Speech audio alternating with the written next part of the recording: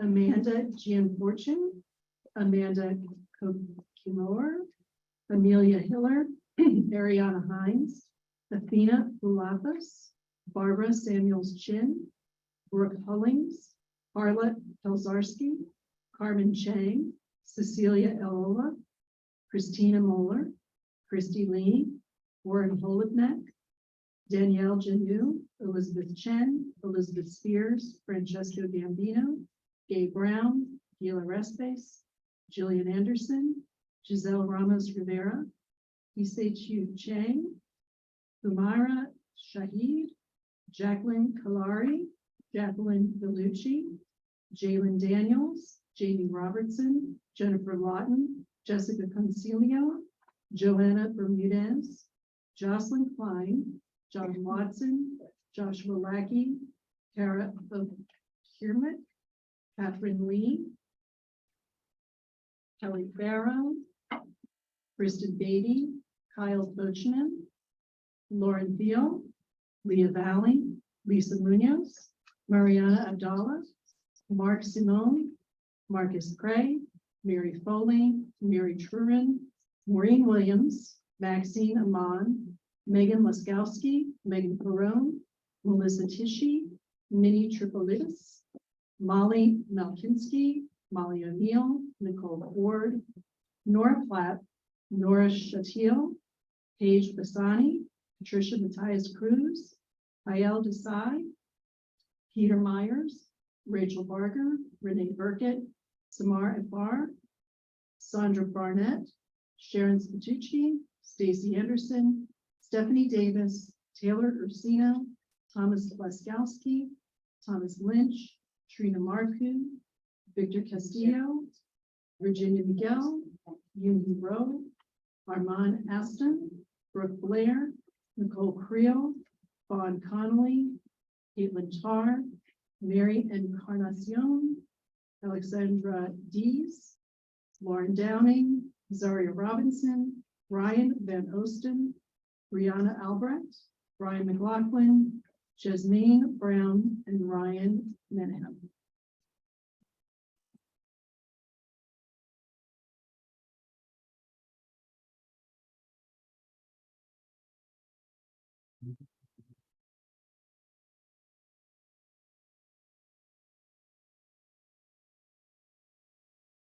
Thank you, everybody. We had an incredible cohort of new staff members joining us this year. So I'm very excited that you will help us this evening, and then certainly in recognition of everybody else.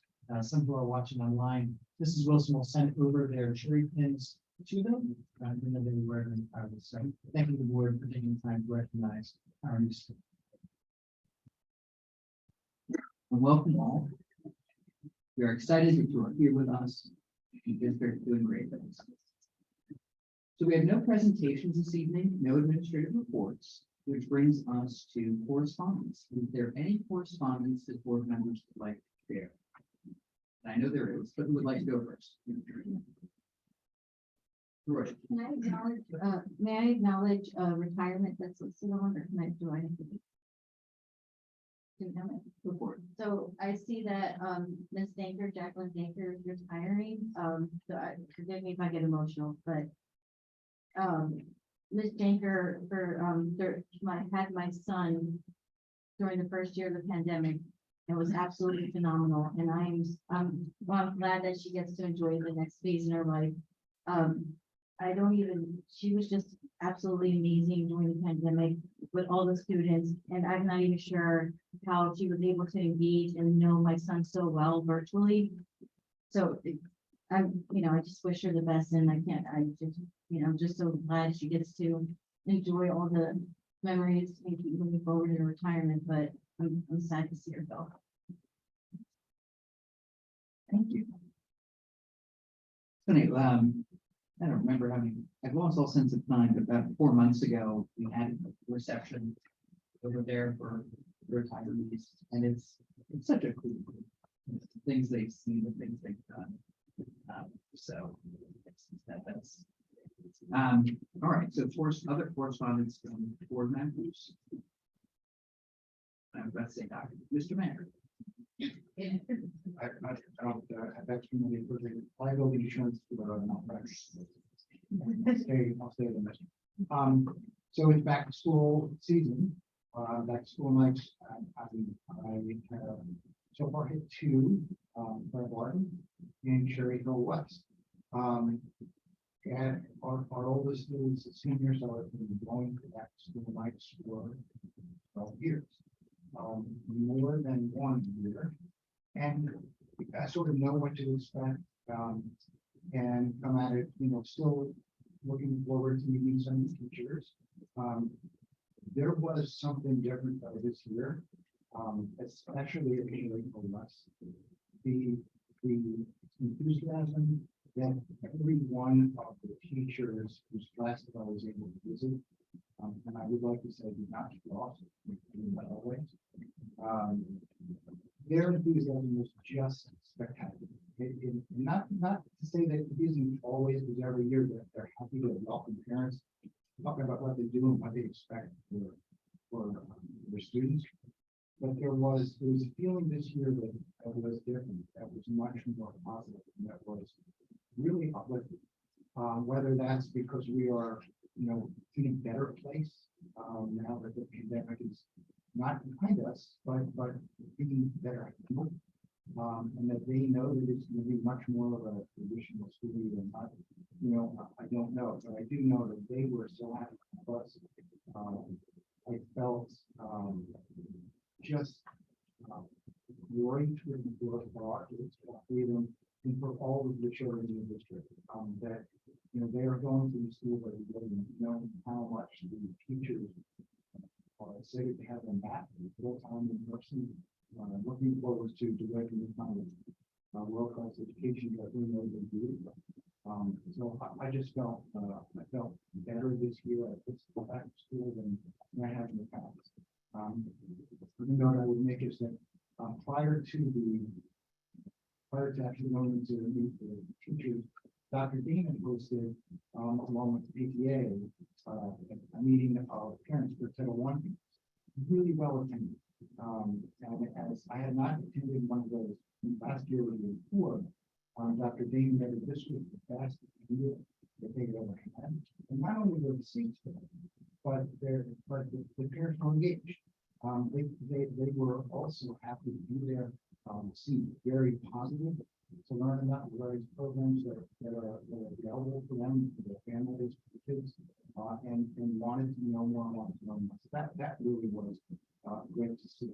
I look forward to them being able to take advantage of these programs and opportunities to talk about with the community members who may not know as much about the various supports that are out there. So that was it, all good. I look forward to more school life in the next couple of weeks.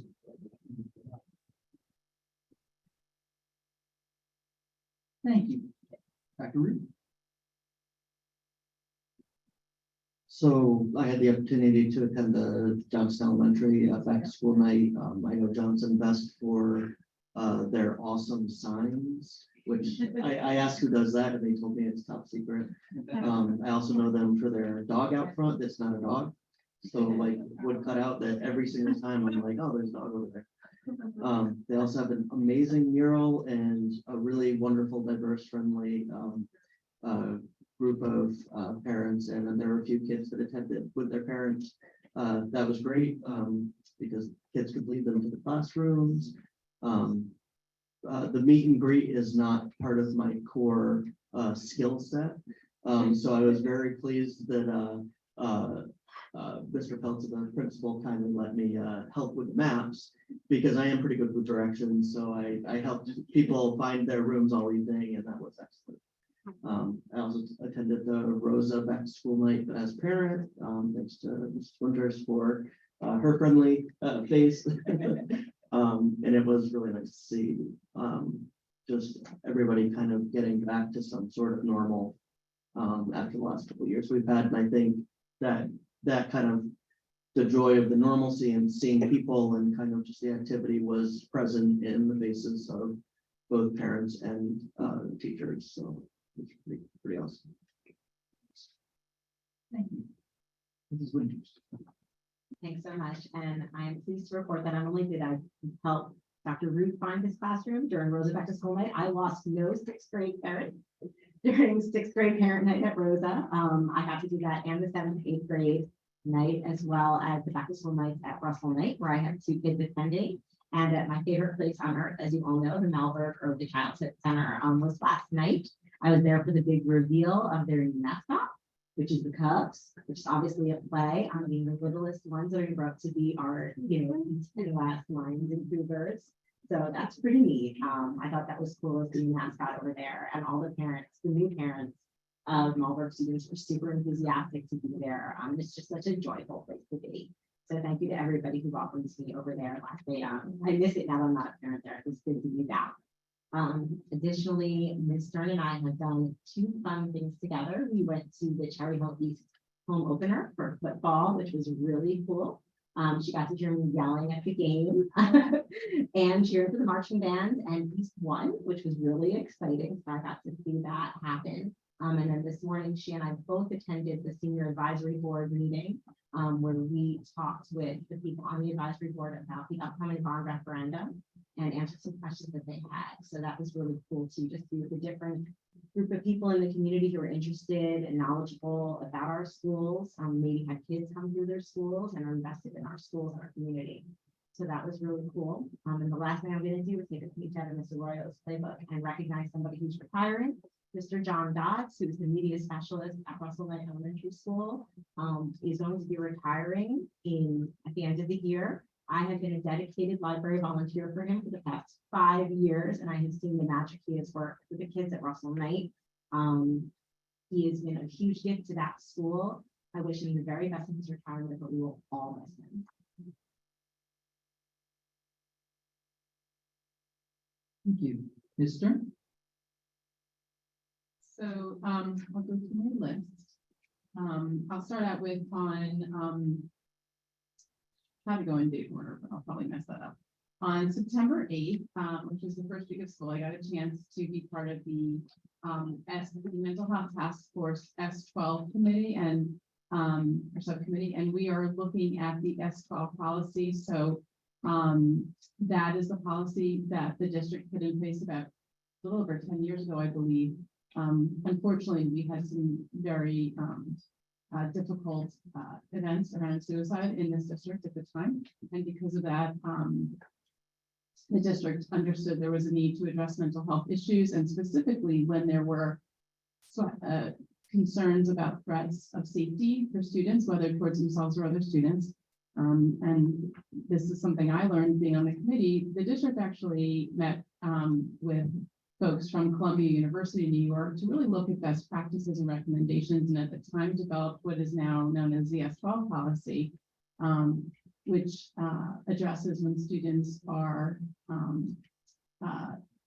showing some kind of safety threat towards themselves or other students. There's a recognition that there's a need to revisit the policy, and there's definitely some challenges for the students and the families who are in situations that require that to be put in to be applied to them. So that's why this committee is meeting, subcommittee. And there were just, wonderful, amazing, impressive best practice discussions. There have been, and then again occurred at this meeting. Also, there's been a change. So due to changes at the state level, the youngest students in our district are not going to be, we have to have a change in how we approach them when there are concerns of threats. So I just want to be clear, because this comes up and we as board members, community, other administrative staff, we hear about, families wondering, why do we have this policy? It doesn't need to be relooked at. It's happening. And there's good movement and great progress being made. And it's just an impressive experience to sit on that subcommittee, is what I have to say. So more updates to come, and they'll come from the administration. But I just wanted to share it's it's a grateful experience for me. I feel very grateful to be able to kind of be part of, kind of be an observer for this part in that group. So that was the S12 meeting. Then there were back to school nights that I got to attend. The first one was at Kingston. That was last Tuesday, the 13th, which was wonderful. I think some of the same things I'm hearing other people talk about, the energy, the excitement. The parents are so happy that many of the teachers I talked to, they're very happy just to have what feels like finally a normal school year. I also got a chance to be available to meet people. Unlike Dr. Root and Mrs. Winters, I was completely unable to direct people where to go. And that happened at all 3 back to school nights I went, including Stockton, which is where my kids went to school. Partly because I never knew the room numbers back then, and partly because they moved things around. So unfortunately, the best I could do was direct them to a staff person, which felt a little silly, but there's a community member there at Kingston, which is really nice to have. But it was also really nice because I got a chance to talk to a couple of families who had very, important questions. One new family to our district wanted to have more discussion about the family life curriculum, and Dr. Marble was fantastic in helping provide more information. Another family wanted to know about the impact to their child who is at Kingston if the bond were to pass, and in terms of just the school, the condition of the school. So it was great. Kind of similarly at Man, I was at Horace Mann back to school night on Thursday the 15th. Again, great to see some faces I knew. And to talk to Camden there. Some interesting questions came up about voting, which it's always good to be out in the community because you realize there are topics people are discussing that you're not aware of. So I always learn. And then after that, I went to the East PTA meeting. It was, I usually attend as a parent, and it was the most well-attended East PTA, in-person East PTA meeting I've ever been to. So that was kind of exciting and lots of new faces. We went on a tour afterwards for those who are interested. I got a chance to talk about what's in the bond, just provide information.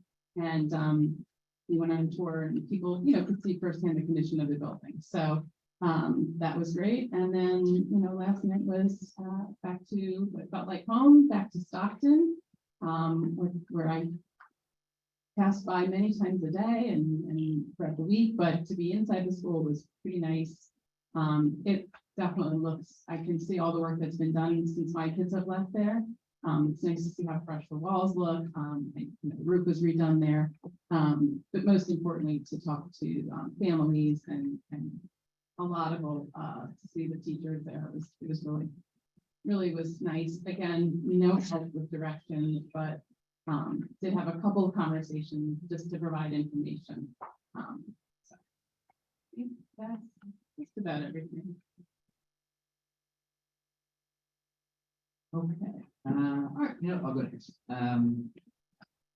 I'll try to take you through very quickly. I went to Hart for back to school night on September 13th. I did give some pretty good directions, I'll be honest. Once I figured out the system, but just the staff was so welcoming, the parents were so happy. PTA was very present. There's a lot of smiling, happy faces at Hart. The next day, Miriam and I were on, but primarily me and Bob Garrison were presenting to Zone PTA. Just thought it was a good time to engage and just take questions and specific stuff going on out there. Not a long presentation itself, but just a lot of really good questions. Really engaged for Zone PTA as always. So that was nice. That evening, I went to Beck for a PTA meeting with Dr. Melange. Dr. Melange can attest. Took a while to find my footing, but finally we were in good shape, and principal there really rescued me in terms of talking about a lot of what's going on, and we just had again a lot of good questions. Actually, a lot of questions I really hadn't heard before. So Dr. Melange was a resource, and we navigated it. I think it was great to be invited. The next night I was at Woodcrest back to school. which was nice once I found the right entrance to stand. And it was very close quarters, but again, really welcoming staff, great PTA presence. I want to say there were like 6 people. Really, really nice, very happy parents. Just a great feel there. Took a few days off according to this calendar, and then we had the Bond Town Hall Sunday evening. So before we had the mayor, we had Winters, Stern, myself, Dr. Milan, Bob Garrison, I guess Mr. Garrison. Yep. Mr. Wilson, oh, yes, of course. Yes, tech team win as always. It was good. It was, I would say it was 90 minutes very well spent. We did get to all the hands, which was nice. Got tested there. Sports 9 almost had to have an arm wrestling match at the end. We did have to spend a couple minutes, but really good, really engaged group. It was nice. It was actually fairly well done. We were a little concerned, but I think we had probably close to 70 people. And then last night I actually got to be just a fly on the wall at the Cherry Hill Planning Board. That was very gracious to allow really Mr. Garrison and the team from the ERI, Rakesh, and his associate to present for, I'm going to say, it felt like 45 minutes, so that's good. Really well received, really good group. One member currently in the audience with the only public comment, and I think that was well received as well. So really just good. I think they appreciated the really detailed school by school piece to it. Once we figured out the coding system and what different colors meant, all went very, very smoothly and well. And so, a lot of positive comments from the planning board as well. And I made it here tonight as well. So it's been great. I think as a board, we're probably going to have about 30 engagements in the next 2.5 weeks. So I meet a board member. We're interesting people doing different things, and happy to engage. Anybody else? All right, takes us. Oh yeah, Mrs. Elmore Stratton. Also, I did back to school night at Kilmer School. I didn't have to give directions, but I hand out a mean cookie at the door and smile. So I was really good at that. But it was just, again, to echo everyone, it was really nice to see everybody in person, and everyone as excited as just to have their students back in the community, back in the school. So I hope to get out to a few more things because it really was nice. I hadn't been back to Kilmer since our walkthrough a few years ago when we were looking at all of the improvements. So it was really nice to see it once again. And then in addition, had my meeting with the Camden County Education Services Commission. I hope I got that full name right. As our representative, nothing new there to really report out on, but just, we're getting back into the swing of things with those meetings as well. So. Great, thank you. Going once, going twice. All right, that will bring us to student representatives to the board. Now, Liz, we're going to go to you first. I'm fairly sure you were in the Cherry Hill Sun, so look at it. But I'm fairly sure. So anyway, but maybe we'll see. But anyway, tell us what's going on. Okay, so again, it's nice to see everyone. So Cherry Hill West has been very, very busy in the first 2 weeks of school, my favorite 2 weeks. So the PTA met to discuss news on the English and Guidance Department. Again, a very, very well attended meeting. We want to thank Mrs. Lang for her service as our president. She's our outgoing president, and would like to welcome our new president, Ms. Caputo. In student news, parking passes will be going on sale for senior students tomorrow, September 22nd, during Lunch and Learn. In department news, Air Force Junior ROTC would like to congratulate their students for achieving the Academic Cadet Badge, a badge reserved for students for earning a 3.3 GPA average or above. DECA has begun recruiting for regionals, which will take place in January. Their first fundraiser is October 30th at the Cherry Hill Department of Public Works, and they are holding an interest meeting on Friday, September 23rd during Lunch and Learn as well. Senior Parent Night / Financial Aid Night will be held on September 28th. You can contact the guidance department for more information, but they will also be sending out emails to the senior parents for more information on this event. PSATs are scheduled to occur at High School West on Wednesday, October 12th for sophomore and junior students. The West Fall musical auditions are the 28th and the 29th next week. See Mrs. Messias in room E32 for more information. Don't get lost. Hispanic Heritage Month, my favorite month, began on September 15th, and Latinos at West is doing their tour through the beginning of October at the elementary schools. An NHS meeting will be held in the new auditorium on Friday, September 23rd during Lunch and Learn. And our captain's luncheon for West Sports will be held on Thursday, September 22nd. On Saturday, West and East will be playing each other in soccer at the stadium at 5:30 for the girls' varsity game and 7:30 for the boys' varsity game. West had a football game on September 9th, which many students and administrators attended against Paul VI. Unfortunately, we lost, but it was a good game. Boys soccer won to Williamstown 2-0, and girls soccer had a game at the stadium today, still waiting on that score. Cross country has a meet at Six Flags this weekend, and they had a wonderful meet last week on Wednesday against Morristown. Miss Roscoff has been collecting money and paperwork for senior trip. For more information, you can contact her through email, student activities, or you can ask her during class because she is a senior year English teacher. And grades 10, 12, and some 11th graders will be taking the Start Strong test this week, tomorrow, and on Thursday morning. English has worked with students on their summer reading. Seniors have worked on college essays as well in these English classes.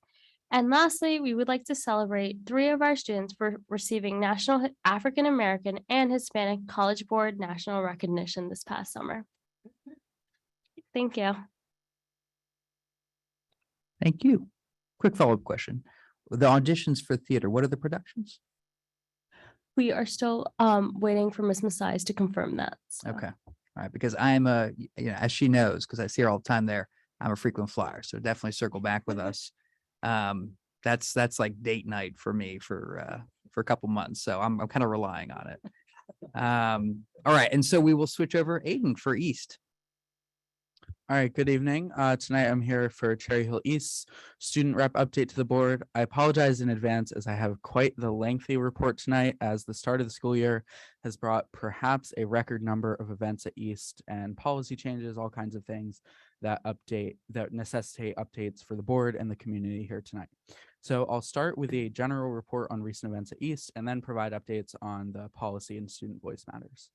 First of all, classes have, of course, begun for the new school year, as East has finished up its second 6-day cycle this week. Back to school night will take place in 2 days on Thursday, September 22nd at 6 p.m. at Cherry Hill High School East.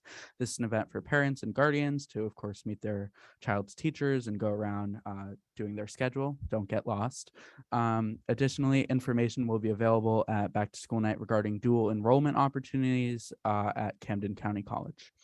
As Liz mentioned, tomorrow and Thursday, students across grade levels at East will participate in federally mandated standardized Start Strong testing. It is not a graduation requirement, but it is to help evaluate students' performance after COVID. The times at which students are tested will be varying based on their grade and course levels, and while students are not testing, they'll be participating in picture day and completing asynchronous assignments in a study hall format.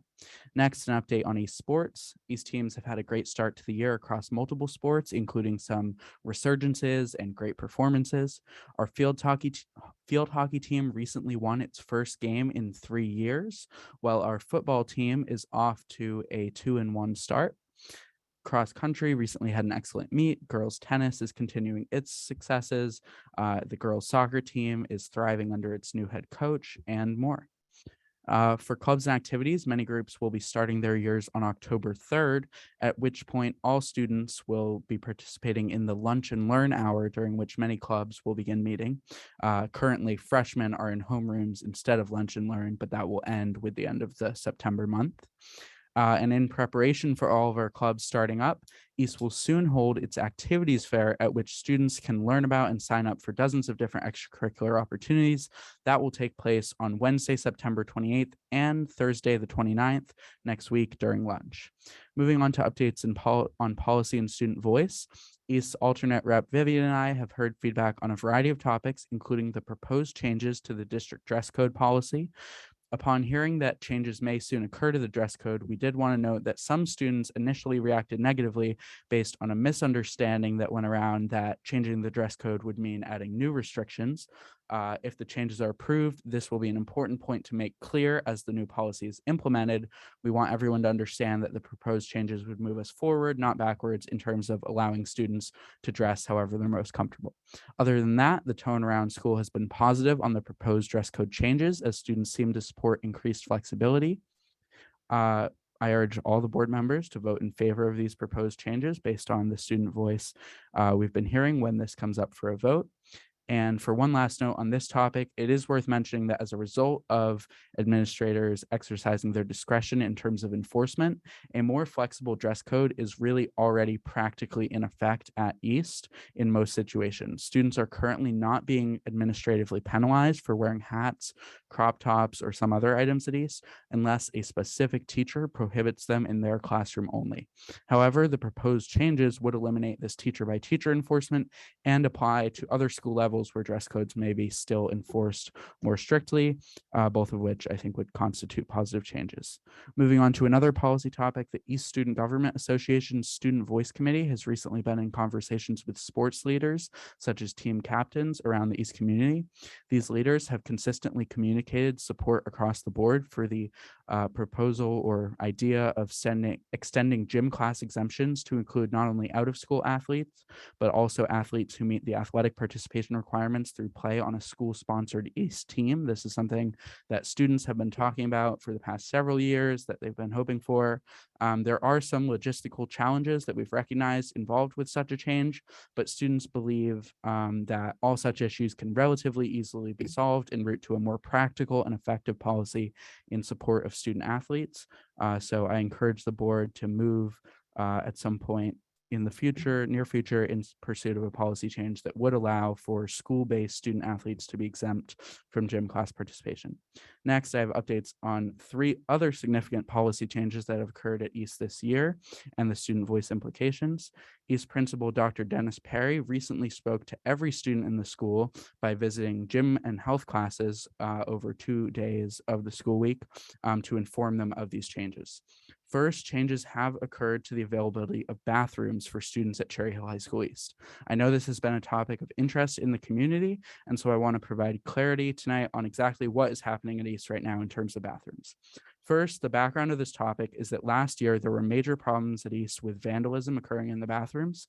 Significant and expensive damage repeatedly occurred in the bathrooms, from soap dispensers being ripped down to vape pens being flushed in toilets and ruining plumbing. As a result, bathrooms were repeatedly closed at length last year due to necessity. At times, certain bathrooms would be closed for weeks on end due to various issues, such as the need to wait for an appointment with an industrial plumber to fix pipe damage caused by vandalism. Worsening this problem was the fact that administrators had no mechanism to monitor bathrooms and investigate who could be responsible for the damage being done. As such, there was little to no accountability to deter students who may want to engage in this vandalism. So this year, the update is that East administration set out to rein in this problem, especially due to hearing many calls from students for bathrooms not to be closed as much this year. Specifically, Dr. Perry has made a commitment to students that every class period of every day, every bathroom will be open this school year. In order to achieve this objective, administrators have implemented significant policy changes regarding bathroom usage and availability. As of now, all bathrooms are locked in between classes and for the first 5 and last 5 minutes of each class period. This allows teachers to arrive and set up for monitoring of the bathrooms during class periods, through which they can scan students in and out of the bathrooms using their student IDs. As a result of these changes, bathrooms are now closed for up to 14 minutes several times a day. These changes have, of course, not been without their own problems, forcing students to miss class to use the bathroom and to wait to use the bathroom for over 10 minutes at certain times. However, Dr. Perry has fully recognized these concerns, telling students that administrators are not excited about the current plan, but that is their best attempt right now to keep bathrooms safe and usable. Administrators have been very receptive to student voice on this topic and are continually evaluating student input and proposals for further changes. For example, there's a proposal right now that might have all bathrooms on the first floor remain open at all times. It's an ongoing issue, and administrators and students alike continue to search for the best solution to keep bathrooms open, safe, and usable as much as possible for the vast majority of East students who simply want to appropriately use the bathrooms as they need. Moving on, there's also been a change to East policy, or more so its enforcement around the issue of student tardiness. I'll try to get through this as quickly as possible, but basically last year there was a lot of flexibility and leniency around students being late to school or even to specific classes. You could be late many times without consequence. This was meant to ease students back into things after COVID, but this year East administrators are seeking to return to normal operations and order around this issue, which has driven a resurgence of enforcing the lateness policies. So as of now, every 3 times a student is late to either school or to a specific class, there's an administrative response, which could mean anything from a warning all the way up to a Saturday school requirement based on how many times they've been late and the circumstances. I met with Dr. Perry earlier today, and he reported that after students were informed of this policy change, there has been a significant reduction in the tardiness issue. Today, almost all East students were in the building by 7:32 a.m., which was certainly not the case last year. And this issue was a major priority for East teachers and staff, who are happy to have students more regularly back in class on time. Quick update on senior privilege policy. Last year, all students, even if they were not seniors, were allowed to use what is called senior privilege in order to arrive late if they have a study hall first period or leave early if they have a study hall last period. This was implemented for all grade levels because administration wanted to reduce the population of the school building footprint whenever possible to limit the spread of COVID.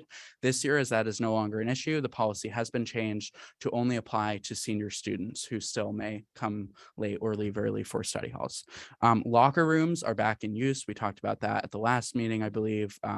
Due to COVID, they had been closed and students were not changing for gym classes in previous years. They are now allowed to change. One issue that we have noticed is that there is really no option, no good solution for non-binary students or any other students who may not feel comfortable using the male or female locker rooms for both gym and sports. This is something that we're looking into, and there may be an attempt to solve that coming up.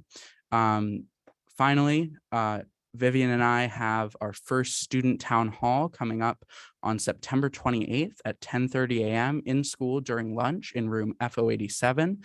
At this time, East students may come to communicate with us regarding student voice, and we will report that back out through a number of methods, including the recent addition at East of morning announcement updates regarding the Board of Education meetings. So after each BoE meeting, we now go on the announcements and give a brief summary of any changes that occurred or anything that happened. And yeah, so thank you for bearing with me. And that is the full East update. All right, thank you. Great stuff.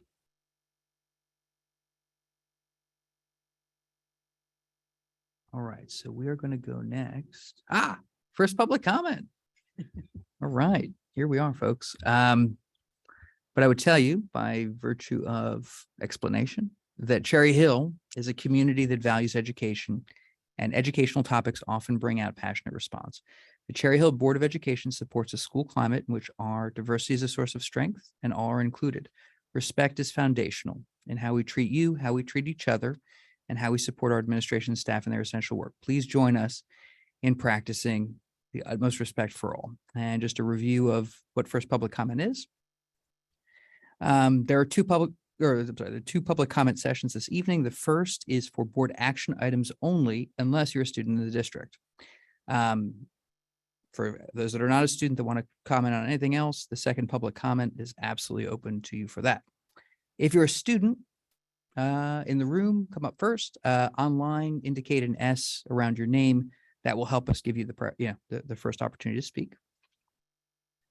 And And we want you to start with, so students, free reign, adults, the agenda item you're speaking about, for everyone, your name and municipality.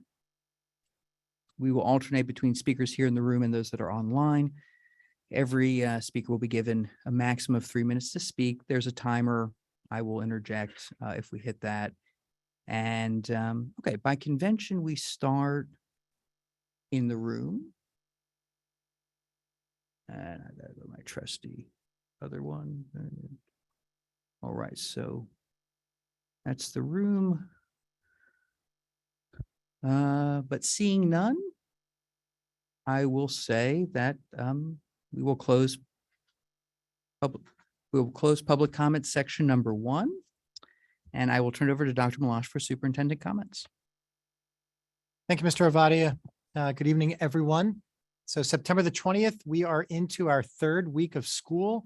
I've had the opportunity to be out into all of the schools at this point, and it always fascinates me with how quickly students and staff members get back into the routine of school. It's been fascinating to be in the buildings and to travel in and out of classrooms. During the 2nd week of school, I spent a number of days at some of our elementary schools during lunch, and sitting down with kindergartners during lunchtime is an amazing experience. First of all, for kindergartners to be able to sit on the benches at the cafeteria tables is hurdle number 1. And then the meals that kids brought in and kids that bought lunch and the conversation that goes on. I know because I've talked to some of the parents who said, listen, my child is struggling to eat lunch. And some of them I said, well, I've seen your child. They are talking a lot during lunch. It's a very busy and a very social time, but very exciting. That noise that goes on in the cafeteria, that hum and that sound of all the different voices really has been cathartic, I think, for so many of us, to be out into the schools. I've seen the same things in the high schools and in the middle schools, but it's always just a little bit of a different level at the elementary schools. But to see the students working, to see the teachers, the way that they are engaging the kids, the educational assistants, just that focus on what it really is. We thought last year that coming back to school after, what we had dealt with the pandemic would be better and more that sense of normalcy. It's completely different this year. And it's exciting. So I'm incredibly thankful, to the staff members. We have 1,700 employees here in the school district. Each one of them has played a role in allowing us to be here today, allowing our schools to open, from the maintenance and custodial and cleaners and, those folks, the grounds guys during the course of the summer with all the work that they did, the way that our teachers and therapists and educational assistants and secretaries and principals have come together to make sure that the buildings are thriving. And they truly are. So it's great to hear the board members, the return this year of board members to our back to school nights has been exciting. It's something, as I've told some of the board members, that definitely has been noticed by family members and by staff members, to be out there and to talk to people about what's going on. Just that human connection that, that all of us in so many ways we crave and we want and we need. So it's been great. I encourage everybody that's watching, those that are here in the meeting tonight, to make sure you get out to the athletic events. There's been, at our high schools, the competitions are up and running. Middle school competitions have begun as well. Check on the calendars, check online. You can see when the events are taking place. I encourage you to go out and to support the students, and see what they're doing. You don't have to have a child in the school or in the program, but just go out to watch. One of the special events that somebody mentioned is this Saturday. It's soccer night in Cherry Hill, which is has become an annual tradition. This year, the competition will take place over at the stadium over at High School West, with the girls game at 5:30 and the boys game is at 7:30. 7:30. Both in the stadium, the lights will be on. Just a wonderful night. There'll be concessions. There'll be a lot of people. See, a lot of the youth teams will be out as well. But we encourage everybody to come out. Theater season is starting soon, Mr. Avadia. The shows will be coming up. We have shows at the high schools that'll be taking place later in the fall. High School West should know this week, I believe, Dr. Morton, they should get the word back soon about their fall shows. I know we've had discussion here about the shows that are going on. High School East has already announced their shows. I believe the Alibis, right? Aiden, is the first show that's coming up later in October, I believe. So check the calendars. Those who are senior citizens in our community, there is a discounted price, discounted ticket price. So make sure when you go to the box office, you let folks know. We would love to see folks who aren't connected with the buildings to get out and to see the shows. terms of state, just kind of a state of the district for everybody to know kind of where we are. Right now, we have a little more than 10,700 students in our school district. People have said, we heard kids are leaving Cherry Hill. Kids are not leaving Cherry Hill. At best, we've been, we're at the level where we've been for a handful of years. And I expect by the end of October, we'll be closer to 10,800 or more. We've had a tremendous number of new arrivals that have come into Cherry Hill during the month of August and even since September 1st. People continue to choose Cherry Hill to raise their children and have their children educated in our school district. When you see the elementary schools and the numbers are really at the elementary schools, we have some elementary schools that are really full. We have some grade levels that are full across the district. We always kind of look to see if there's a certain grade level and then count backwards. Was there some amazing event that took place 9 years ago or 10 years ago? And all of a sudden we have a very large class. The classes definitely take on a personality, as they come through the elementary schools and they join together in the middle schools, and for sure when they hit the high school level. And again, it's interesting to watch, as we see what takes place. We've welcomed a lot of new families to Cherry Hill. Cherry Hill continues to become a more diverse community and more diverse, honestly, in every single way that we can look at it, socioeconomically, in terms of race, ethnicity, family structure, what it looks like, where people have come from, where people are, families that are returning to Cherry Hill, families that this is their first experience in Cherry Hill. So it really is exciting times to be a member of the school district and to live here, and to see what's going on within the community. So we appreciate seeing people out at our events. We appreciate seeing you cheering on the kids and supporting what's going on in the community. We always believe that the school district certainly sits at the center of what goes on in Cherry Hill. Thanks, Dr. Malash. One of the things when I was at Woodcrest was talking to John Cohen, and he said, there are 10 more students enrolled today than the first day of school. Yes. So cool. Good stuff. Yeah, I do hear that sometimes, like, enrollment. And I'm like, no, I mean, enrollment. Yeah, people want to be educated in this great community. So wonderful stuff. All right. That will move us to our action agenda. And I will move 13, which is approval of appointments. So the superintendent recommends these approval of appointments, including 13.1, 13.2. Should I read it there? Okay. 13.3, 13.4, and I'm going to move that we accept this. Do I have a second? Mrs. Arroyo, and any questions about these? No, Mrs. Sugars, would you open up the online voting, please?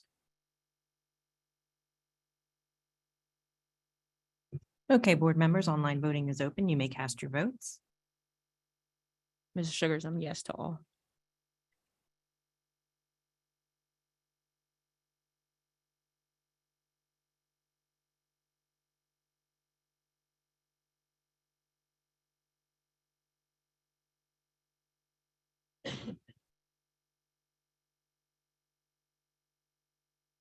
We have a unanimous yes vote. Thank you. Mrs. Arroyo, would you move C and I, please?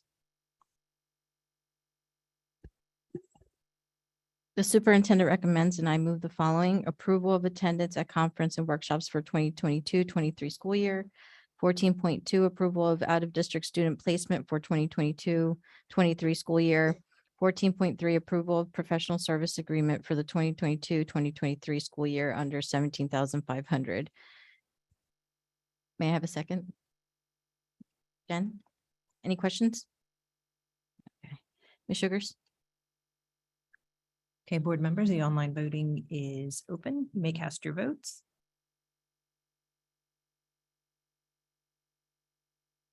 Mrs. Sugars, yes to all for me.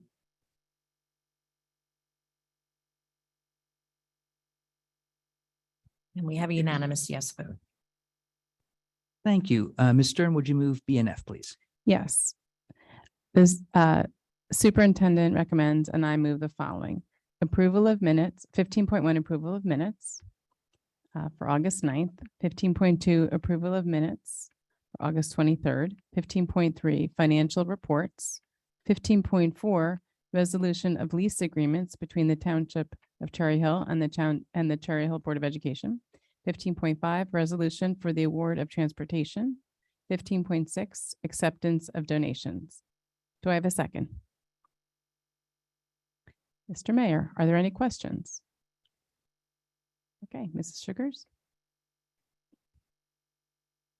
Okay, the online voting is open. Board members, you may cast your votes. Mrs. Sugars, I have to abstain from 15.1. I was not present during the August 9th meeting. And Mrs. Sugars, I have to do the same for 15.2. Mr. Sugars, similarly for 15.2, I have to abstain.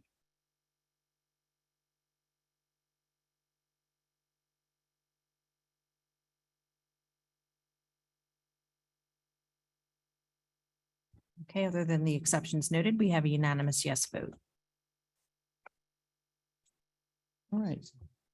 Yes, okay, turn to Dr. Malash for an announcement. Thank you, Mr. Avadi. I just want to highlight one of the donations that the board accepted.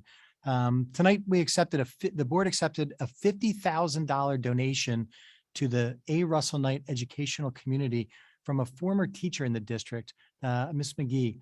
Miss McGee was here at Russell Knight from the late 1960s until the early 1990s. She was incredibly dedicated to her students.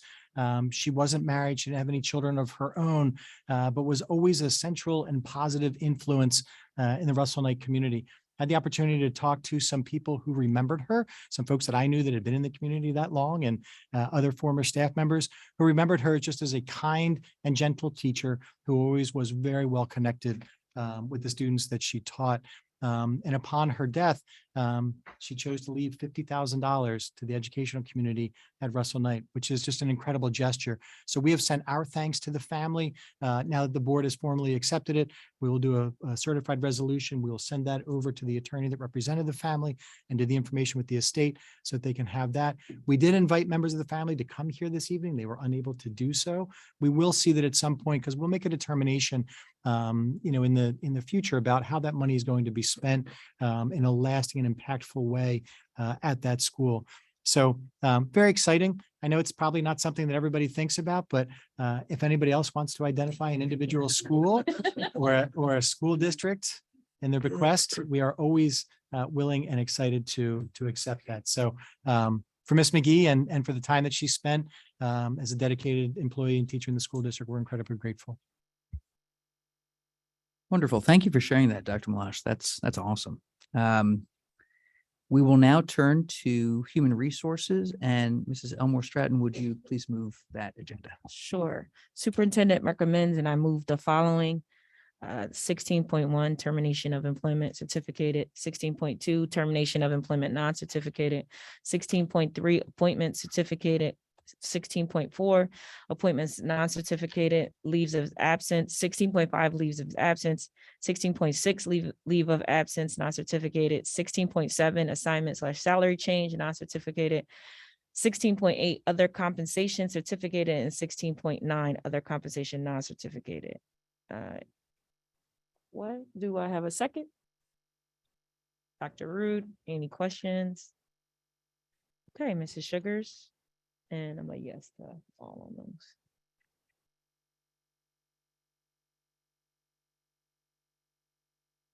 Okay, board members, the online voting is open. You may cast your votes.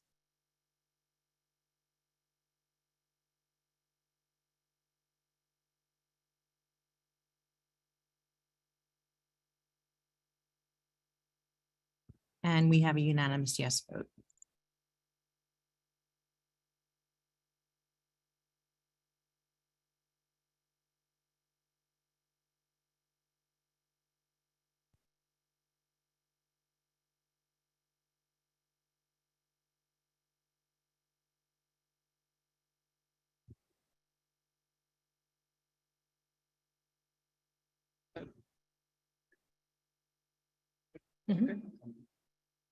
Okay, just coordinating. All right, next we are policy and legislation, and Mrs. Fleischer, would you please move that agenda? Sure. Thank you, Mr. Avadia. The one thing I do have to point out is that tonight P5511, the dress and grooming, will not be on the first reading of policies to actually be voted on. We're bringing it back to committee. It's the old wording, so we want to make sure that everything is up to date. So The superintendent recommends and I move the following. First reading of policies P 241601, postnatal accommodations for students revised. P 2417, student intervention and referral services revised. P 5460.1, graduation ceremonies. P 5517, school district issued student IDs. We also will move to 17.2, which is the second reading of policies. That's bylaw 0163 quorum. P 1511, Board of Education website accessibility revised. P 1648.15, safety plan for healthcare settings in school buildings, COVID-19. P 2415, Every Student Succeeds Act revised. P 3270, professional responsibilities revised, and P 5722, student journalism revised. We're also passing 17.3, which is a resolution for the recognition of the Week of Respect. And that is a statute by the state of New Jersey that we actually will celebrate the week of October 3rd, and we'll get information from different events later on this month. And 17.4, the resolution for recognition of School Violence Awareness Week. Again, another statute by the state on the week of October 17th that will be celebrated in the schools, and events will be reported on to us after that week. Then 17.5, the approval of remote virtual learning plan.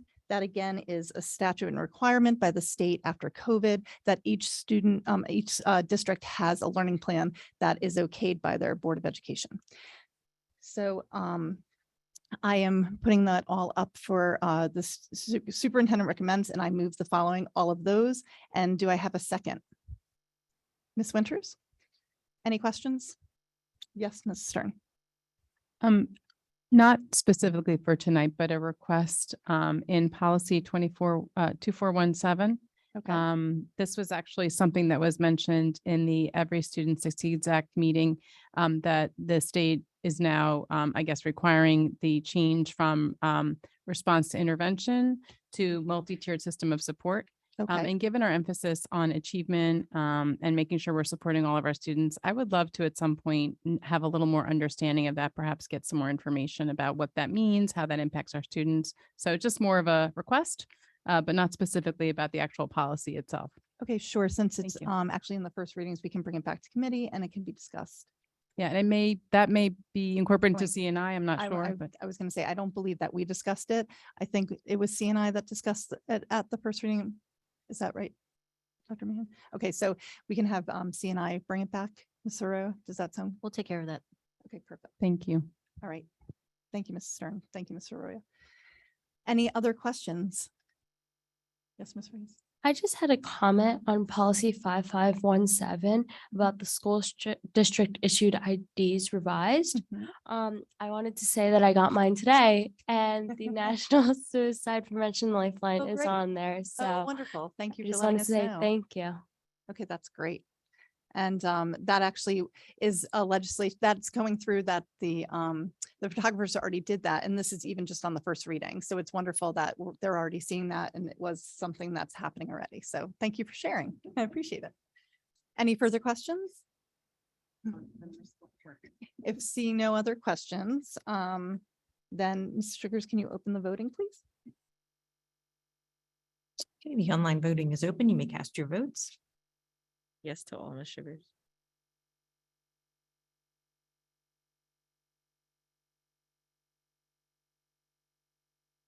We have a unanimous yes vote. Great, thank you. We have no strategic planning items for this evening. Do any Board of Ed members want to bring new business this evening? All right, seeing none, I'm going to turn it to old business where we do have an item. I'm going to ask our solicitor, Paul Green, to make an announcement before we get into this section. Thank you, Mr. President. A little disclaimer. While the vote of the board members in favor of placing the referendum before the public is a matter of public record, under the School Ethics Act, Code of Ethics for Board Members, decisions by the school ethics commissions and our own board policy, board members technically cannot speak on behalf of the Board of Education. Only the board president may do so. And there are restrictions in terms of what the board may do in terms of encouraging an affirmative vote on a bond referendum. So the statements that are being made this evening, any statements that are made at this section of the meeting, are being made by the board members in their personal capacity. They are not technically speaking on behalf of the Board of Education. They are expressing their own personal opinions with respect to the bond referendum. Thank you, Mr. Green. Who would anyone like to make a comment at this time, given that beautifully worded disclaimer? And the fact that, I mean, of historical note, I try to keep us steeped in history. This will be the last, what I call the full board meeting, right? This will be our last action or work session before we do find out what the public has to say on October 6th. And so this is just not required, but if anyone wants to make a statement around anything that may happen in the future, for instance, on October 6th, this would be that time. Dr. Rude. Sure. So I know that looking at the enormity of the bond, it's quite large, but it's something that's so exciting to see that that's because we're doing so much for the schools. And each and every school needs something. So it's really exciting that we can do that. I'm really excited to see that gas prices are back down and inflation is starting to level off. So this seems like the perfect time to go ahead and start getting this work done on our schools. So I personally am strongly in favor of this bond. I can't wait to see the good that will come out of it if it passes.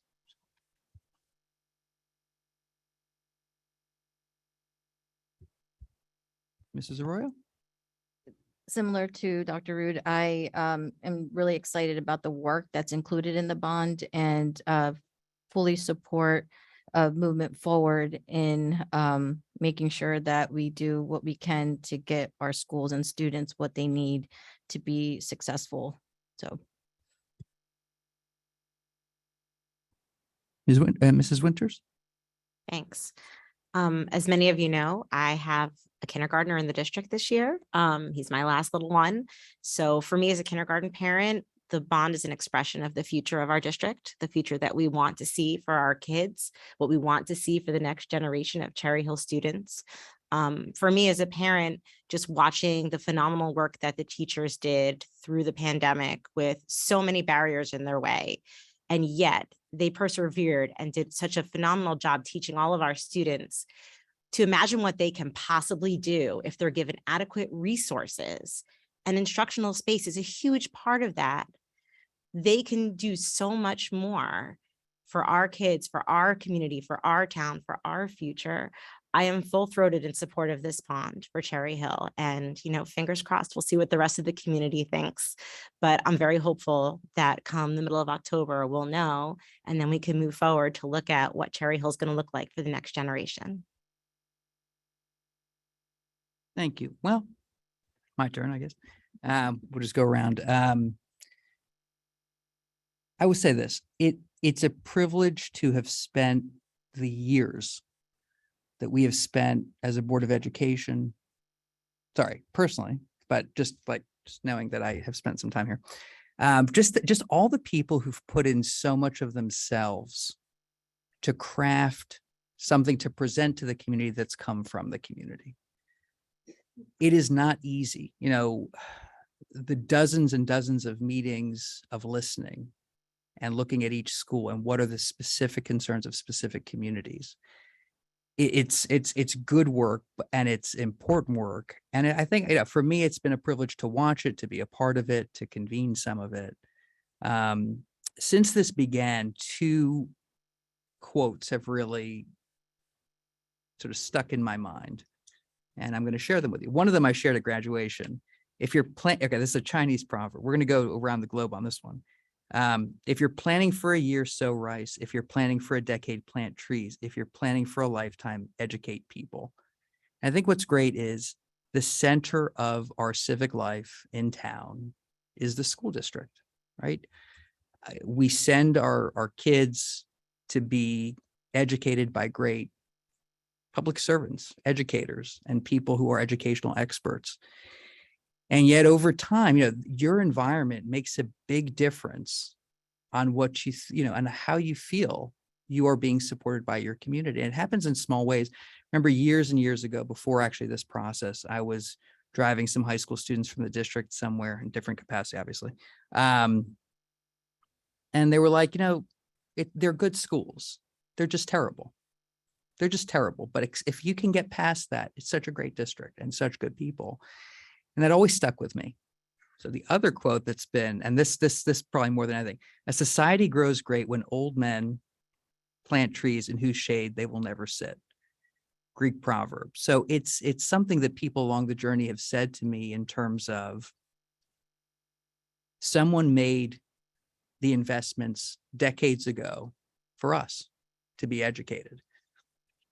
We're in a position to pass that forward.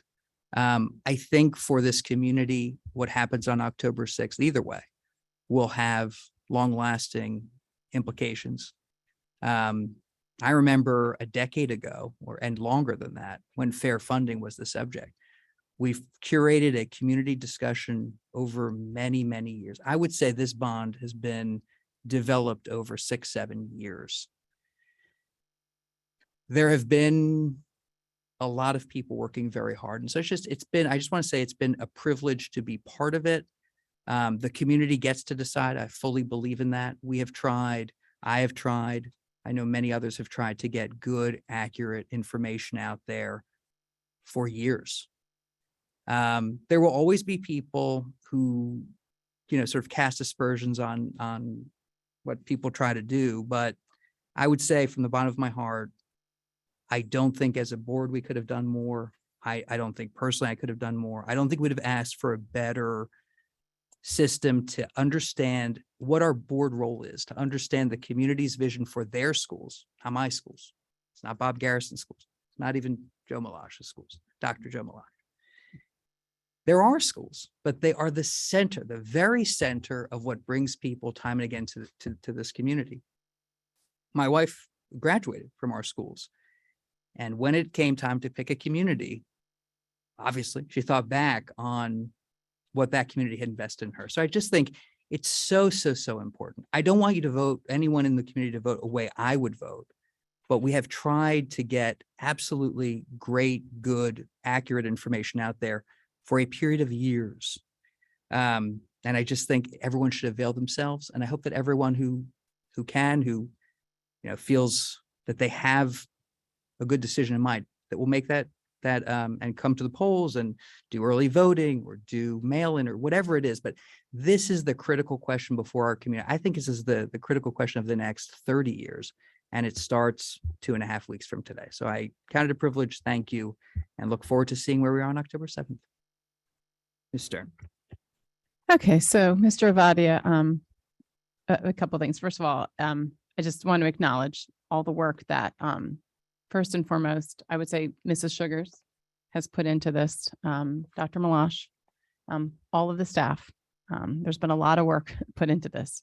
I also really feel it's very important to acknowledge Mr. Avadia, because I witness it every day, the amount of time you spend trying to respond to people's questions, be available to people, talk people through things. And it's got a price. Your family has made a great sacrifice for you to be able to do that. So I don't mean to be over dramatic, but I think that's true. I also think that you refer to me as the truth teller sometimes. So I'm just going to tell what I think is what I see is my view of things. So some information and I guess just some thoughts. I tend to get on a bit of a tear on things when I get into them. I got into a tear on fair funding and drove me to, some people laugh about my tears that I get on, no smiles on this side of the room, but I testified in front of in Trenton about the severity of the impact of the underfunding that we experienced as a district. I saw it not only with my own kids, but other people I know, the serious conditions our kids were trying not to be distracted by, to be able to learn, water coming through the ceilings, mice in our buildings, and running around the room. I mean, it just goes on and on and on. And I remember being at my first Rosa Back to School night and looking up at the ceiling and just all of the staining and the mold and it's hard to imagine that our schools look the way they do. And there's a lot of reasons for that.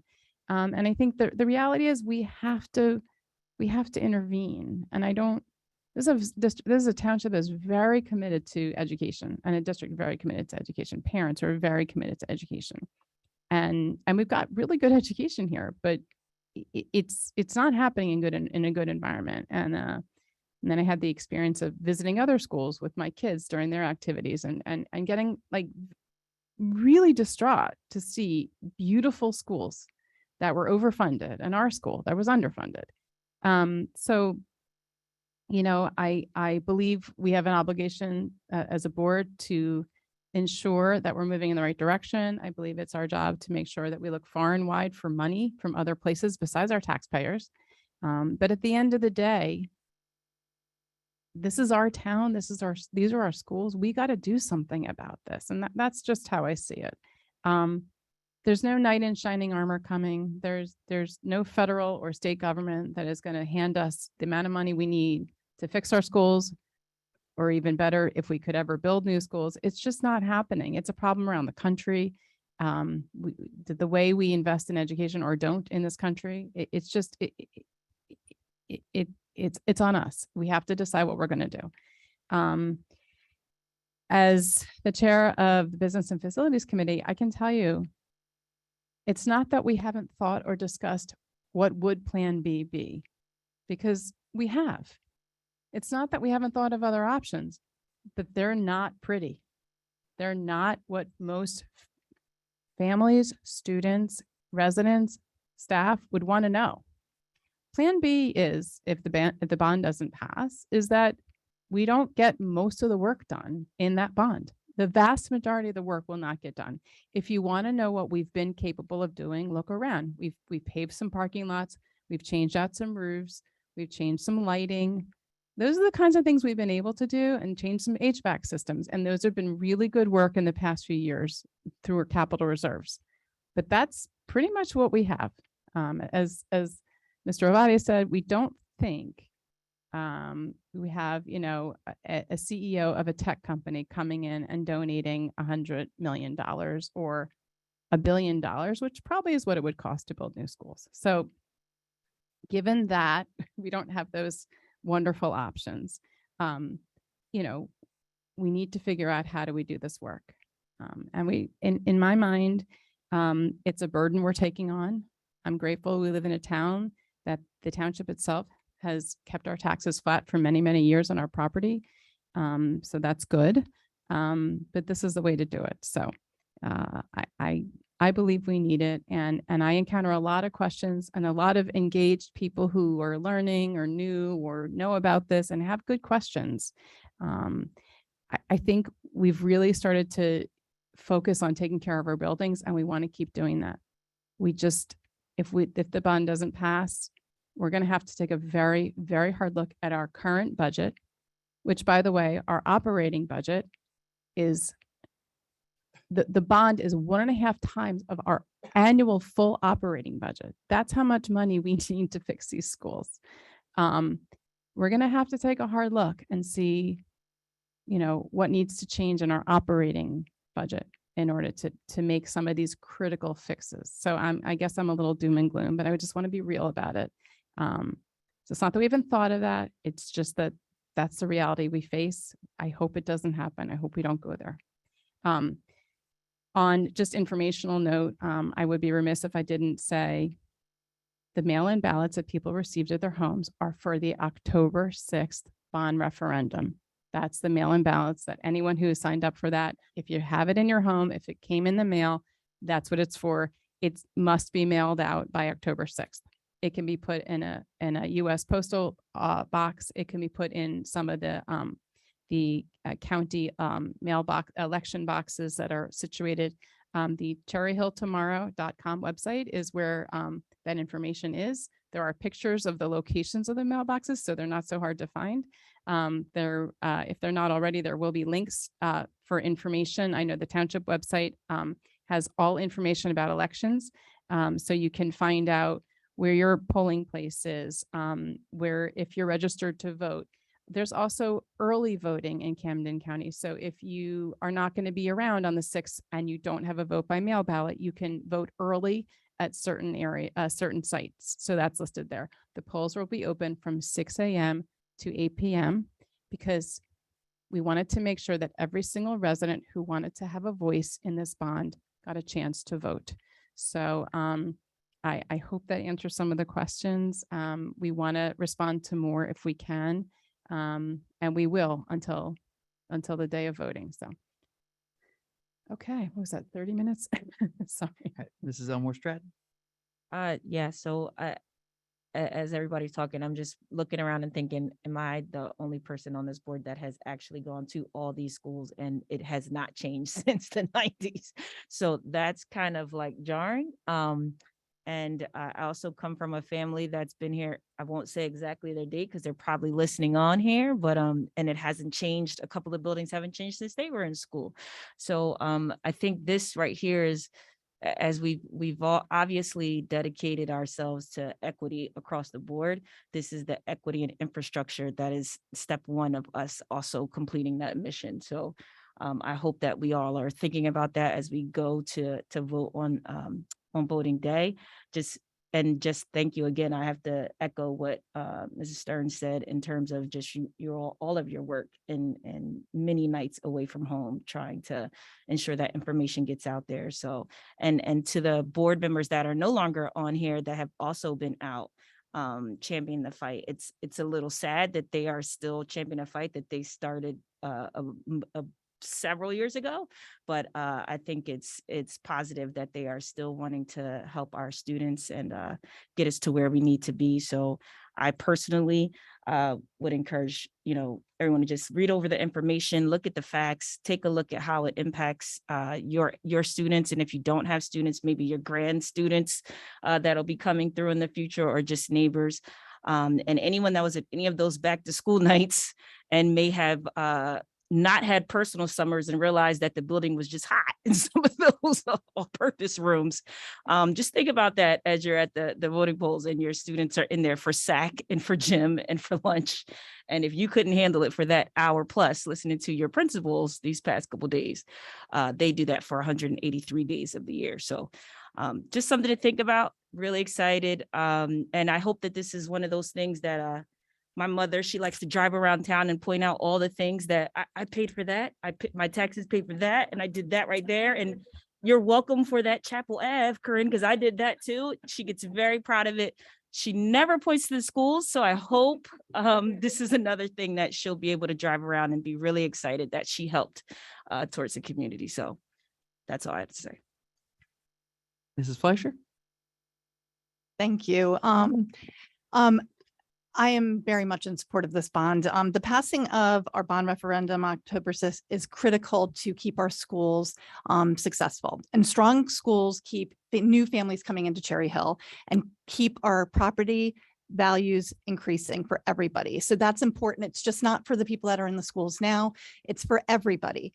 Just like Mrs. Stern said, they spoke with the senior citizens today, but it's a wonderful step for Cherry Hill to stay strong.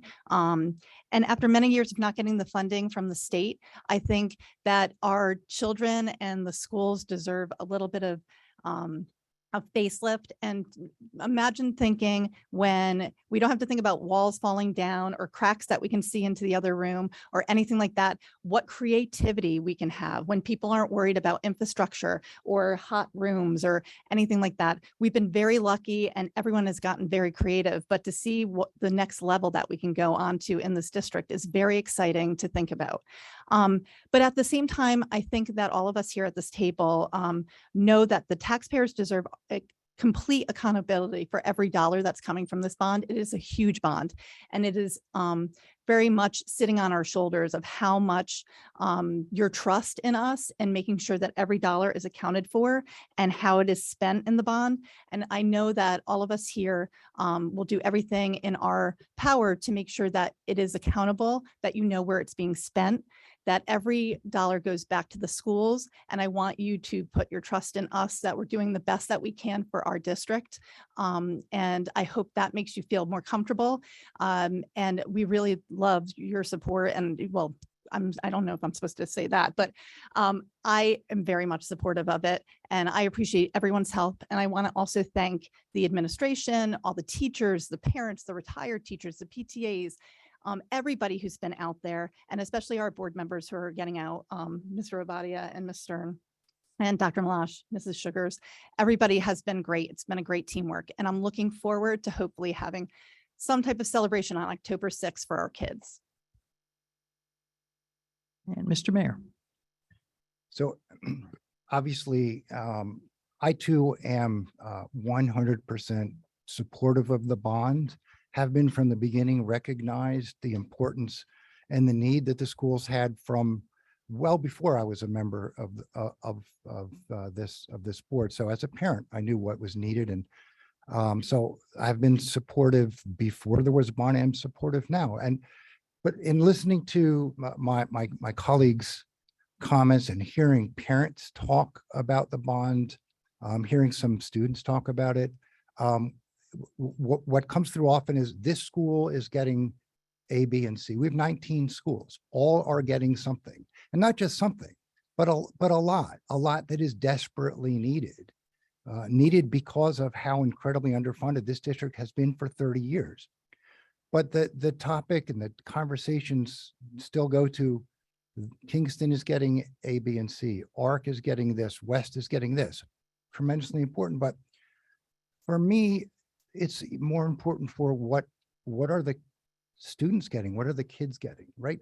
They have always deserved to walk into schools that they feel great about. The staff, teachers, support staff deserve to walk into classrooms to teach their lessons every day in a facility that they can be proud of. The kids do not deserve what they are sitting through all too often. Despite all that, the educational excellence here is and has always been spectacular. That says a lot for the staff, says a lot for the administration that supported the staff. And as a parent, that's something that I have never questioned. But the students deserve to feel great about where they are every day. The staff deserves to feel great about where they teach every day. And that's my perspective. And going back a little bit to Mr. Ovadia's final comment about some individuals maybe of advanced age, not necessarily saying I am one, because believe me, I'm far from it, at least in my own head.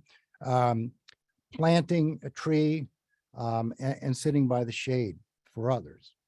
I look at our kids, and again, as a parent, our three are not likely going to experience most of what this bond will provide for future students and the younger students.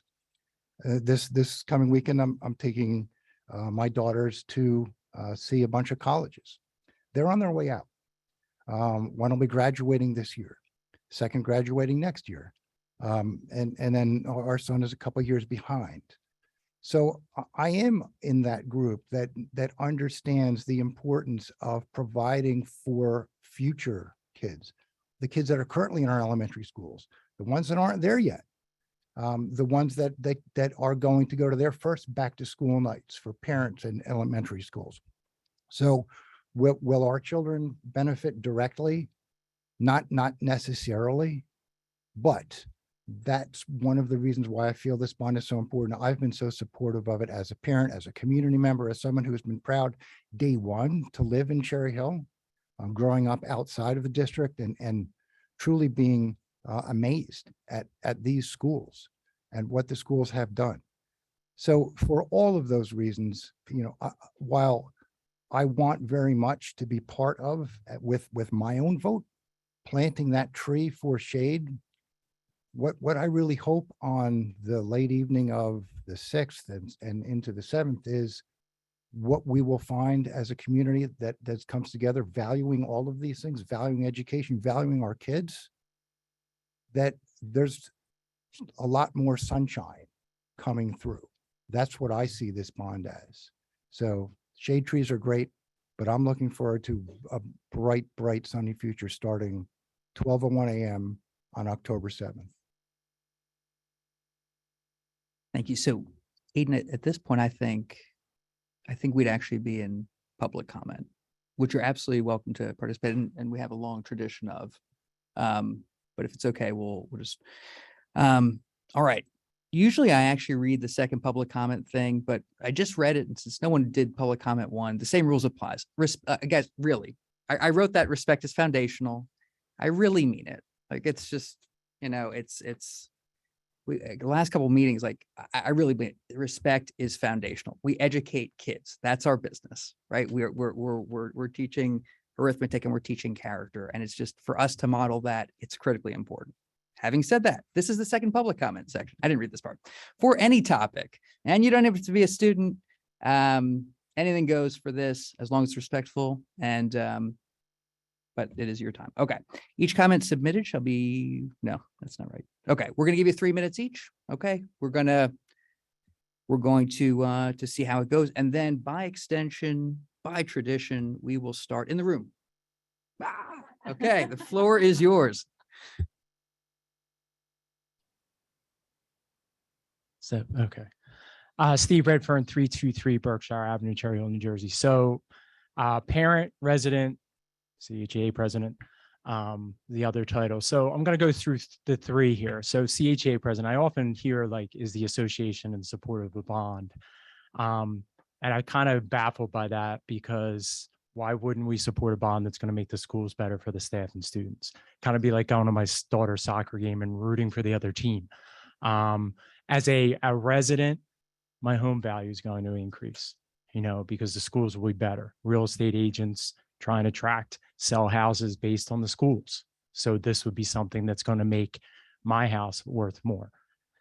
As a parent, Mr. Mayor, I agree. My son is a sophomore at West. He may not see the changes. My daughter is a sixth grader at Crucy. She could see the changes. Most likely will see the changes. But there's also children on my street that are younger that will benefit from this. So there's 3 yeses across the board for me. As an association president, it's a yes. As a parent, it's a yes. As a resident, it's a yes. I often hear, the amount, the bond. And I just recently did for our representatives of CHA in all the buildings, a breakdown. Mrs. Stern knows this. I think it's Dr. Ovadia now, right, from the last meeting. I was involved in fair funding. So I often hear about Lenape. So I did a breakdown recently for my building reps going back 10 years. When you compare Lenape district to Cherry Hill, about 4,000 students less. If you just take that breakdown of state funding and you go across 10 years, Lenape has received about $200 million more than us for 4,000 less students. If you now go and you say, well, what are the sending districts for Lenape into, Lenape Regional? You have Evesham Township, you have Mount Laurel, et cetera. And you say, okay, well, let's make up the difference. Let's get Lenape Regional, the same amount of students up to Cherry Hill. So you take Evesham Township, you divide it up, figure out how much they're per pupil, get it even. Okay, throw in the bond that they just passed at 69 million, plus Evesham Township, plus Lenape Regional. You're now at $303 million, give or take a couple million, that they've gotten more than Cherry Hill has in 10 years. I'm going to end it right there. Thank you. Thank you. We will go on to the line with Kristen Viglietta. Hi, good evening. Kristen Viglietta, Cherry Hill. And this evening, I am speaking on behalf of the Zone PTA Executive Board.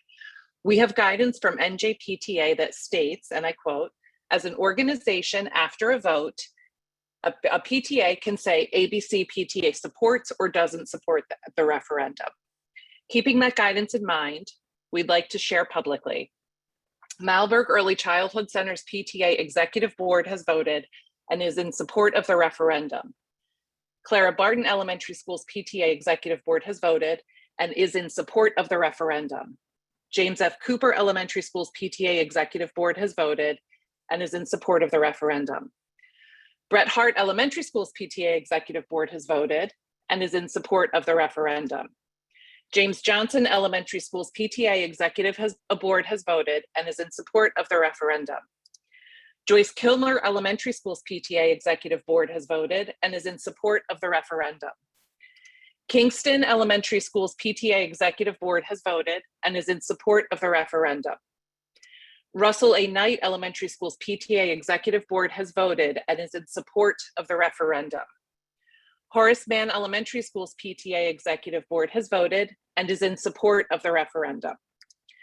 Thomas Paine Elementary School's PTA Executive Board has voted and is in support of the referendum. Joseph D. Sharp Elementary School's PTA Executive Board has voted and is in support of the referendum. Richard Stockton Elementary School's PTA Executive Board has voted and is in support of the referendum. Woodcrest Elementary School's PTA Executive Board has voted and is in support of the referendum. Henry C. Beck Middle School's PTA Executive Board has voted and is in support of the referendum. John A. Carusi Middle School's PTA Executive Board has voted and is in support of the referendum. Rosa International Middle School's PTA Executive Board has voted and is in support of the referendum. Cherry Hill High School East's PTA Executive Board has voted and is in support of the referendum. And finally, Cherry Hill High School West's PTA Executive Board has voted and is in support of the referendum. For those keeping track at home, that is every single individual school's PTA Executive Board voting to support this referendum. Thank you so much. Thank you. We will, yeah, sure, the floor is yours. I wasn't sure. Hi, my name's Megan Mans. I live at 5 Merrill Lane, Cherry Hill, and I also teach at Horace Mann Elementary. The Mann community requires a setting that provides a safe, healthy, and accessible environment in order to deliver a premier education to our diverse student population.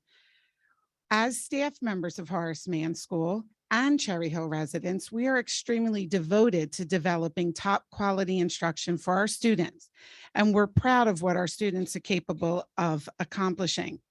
Horace Mann was built in 1962 and is in dire need of renovation. We live in a world now that requires us to do drills and practices for unimaginable events. We are in dire need of a modernized front canopy to maintain a safe environment for our students. The passing of this bond can help reduce the possibility of a tragic event. Similar to many of the other schools, Horace Mann currently has several concerning structural problems that are not safe for the students and the adults that spend day after day in the building. There are hazardous materials such as asbestos floor tiles from the original construction that must be removed from the schools. There are several areas of the building that are not fully ADA accessible. The HVAC system regularly does not keep classrooms at reasonable temperatures ranging from 50s to 90s. It's crucial for the hazardous material abatement to occur to remove the asbestos tiles among some of the concerning issues. These are safety and health risks. We cannot continue to move to the 21st century with buildings that are not conducive to a healthy environment for students. We understand the notion that specific requirements are state mandated. The district must comply if the bond does not pass. Currently, our students with special needs cannot participate and access activities that require easy access to the stage or into the building. Where is the money going to come from? Things that we want, like new bleachers, stadium lighting, new windows, things like that, are all in jeopardy if our bond fails. This is why we are reaching out to the community as staff and Cherry Hill residents to implore you to support the bond vote on October 6, 2022. Thank you. Thank you. Next, we'll go to the line for Jennifer Appel. Hi, this is Councilwoman Jennifer Appel. I reside in Cherry Hill, New Jersey, obviously. I want to first of all thank the board and the administration and all the teachers and the PTAs for all your hard work on educating the public about this bond. Of course, my dog had to pick this time to start barking. I just want to say that I do support the bond. That one of the reasons is, and we hear this from a lot of people, is that the property values in Cherry Hill are because of how good our schools are. And many, many of our residents move to Cherry Hill because of our wonderful schools. And passing this bond will help retain the, or help maintain the schools and will help retain the property values of Cherry Hill. I'm so sorry about my dog. I also want to say that the fact that the state is also going to kick in a very large portion of the funds to help the Cherry Hill schools is another reason why I am supporting this bond. We're basically getting free money from the state, which doesn't usually happen. So that's another reason why I'm supporting this bond.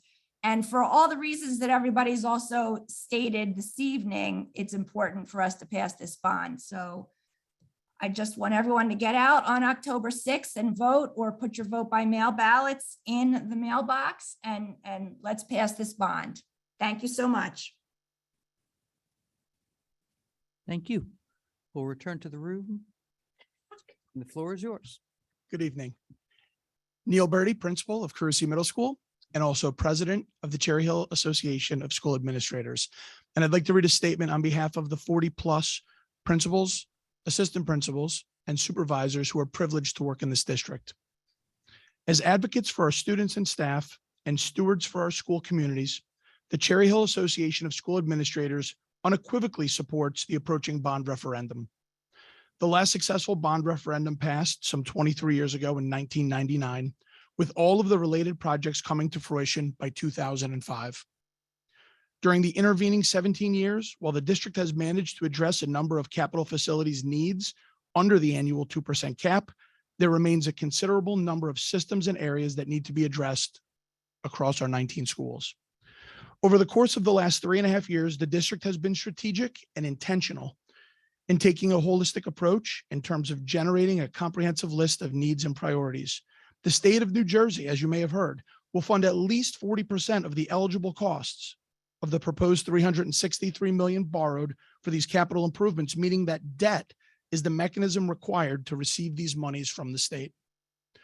Consequently, it is truly to the district's detriment to remain debt-free when there is such a significant cost advantage to taking on debt through bond borrowing. In short, Cherry Hill Public Schools have been significantly underfunded by the state for over 30 years. This bond represents a unique opportunity to tap into the millions of state dollars that will fund the long-term facilities improvement program recommended by a diverse team of experts and informed by input from all of our community shareholders. In closing, I would like to echo the Cherry Hill Zone PTA's sentiments. The time is now to invest in our future. Our town deserves it. Our stakeholders deserve it. Our staff deserves it. Our kids deserve it. Thank you. Thank you. No, it's okay. Thank you. We're going to go to the line with Pat McCargo. The floor is yours. Wanted to go on record as wholeheartedly supporting this bond referendum. I'm a grandmother, and I myself went to the Cherry Hill school system. And this year I have one more child in the school system who's a granddaughter who's graduating this year. So whatever takes place is not going to impact me personally. But I can tell you this district needs this bond to prevent our kids from being in buildings that are unsafe and to give them a better learning environment. So I wholeheartedly support the bond. And despite the fact that it won't impact me personally on a personal level, it still has an impact on our property values.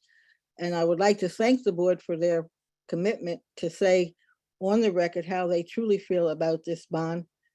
And I think it's important that everybody get up and stand up and surround this issue before it's too late. So thank you. and let's go and get out and vote for this bond. Thank you.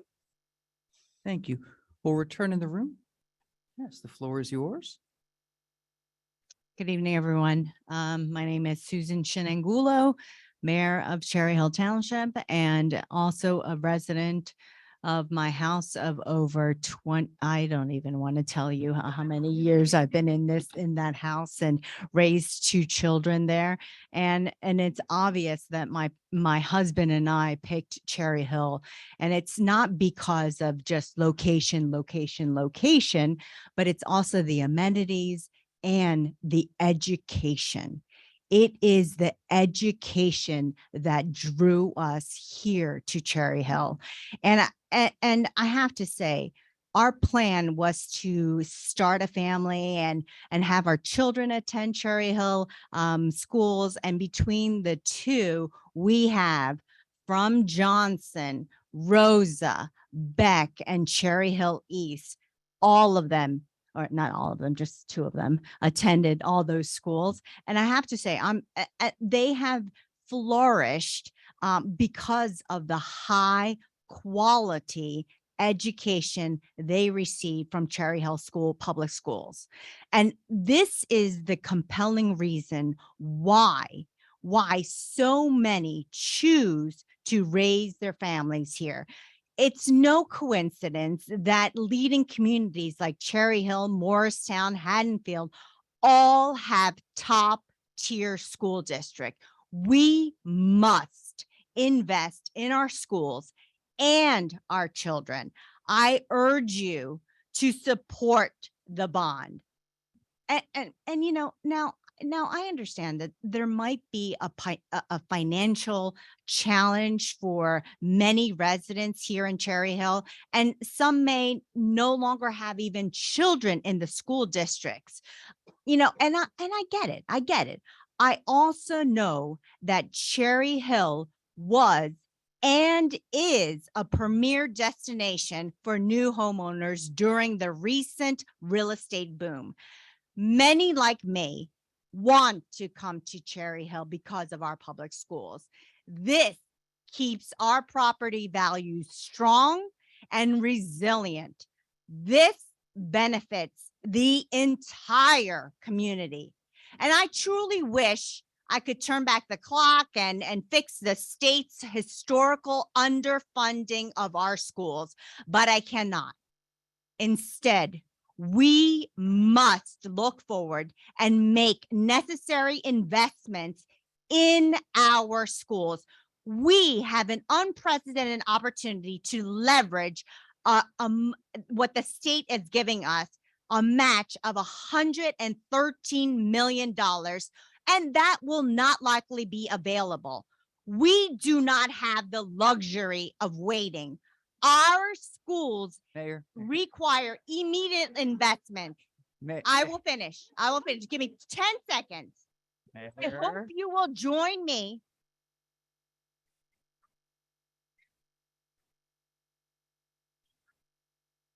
Thank you, Mayor. Thank you, Mayor. Okay. All right. It's tough. I still want to be, don't want people to. Okay, so we're going to go to the line with, I would say, the artist formerly known as Dr. Podowitz, but I think, Dr. Podowitz, I have memorized your number, and I believe that you are up. Hi, my name is Jeff Podowitz, and I live in Cherry Hill, New Jersey.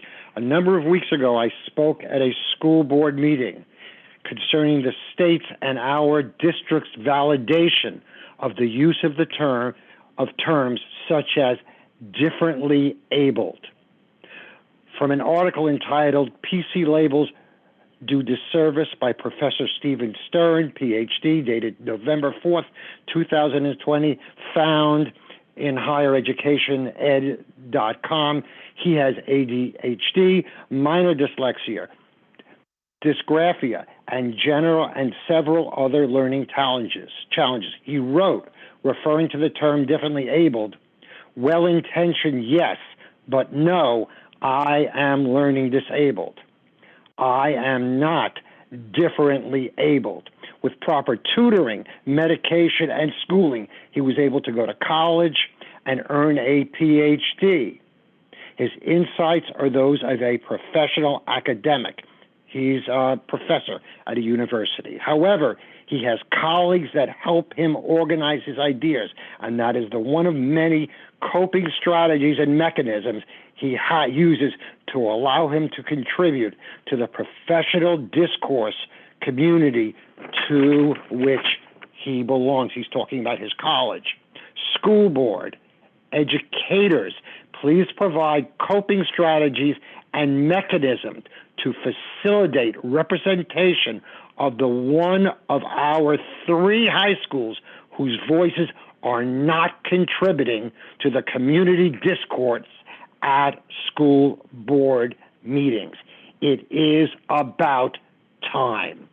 Note, the author states linguistically turning a blind eye with differing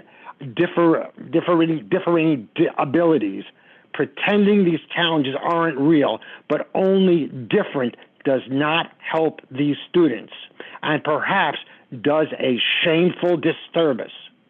To them, they are not differently abled. They are learning disabled, and I applaud them for all they do, despite their challenges. You felt what the state said was valid. You validated what the state said about this. You validated the state terms. That's all I have today. I don't feel you should have. That's it. I don't feel it was proper. Thank you. We'll return in the room. Yes, the floor is yours. Good evening.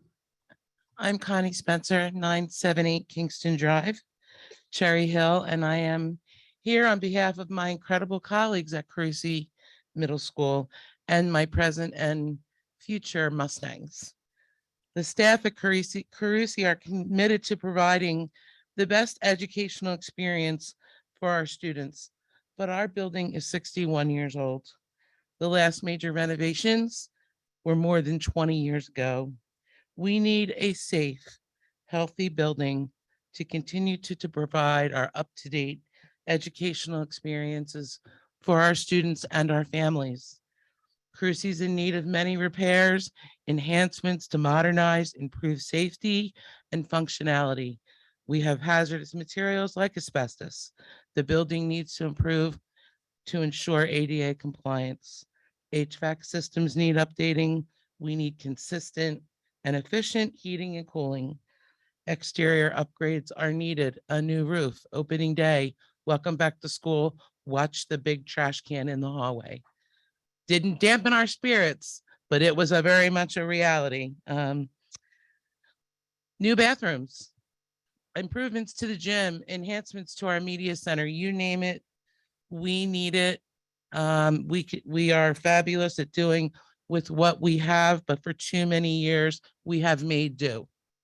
We have not addressed the source of the problems: leaking roofs, broken windows, moldy ceiling tiles, lighting that is inefficient are some of the problems that have been addressed with temporary yet often ineffective fixes.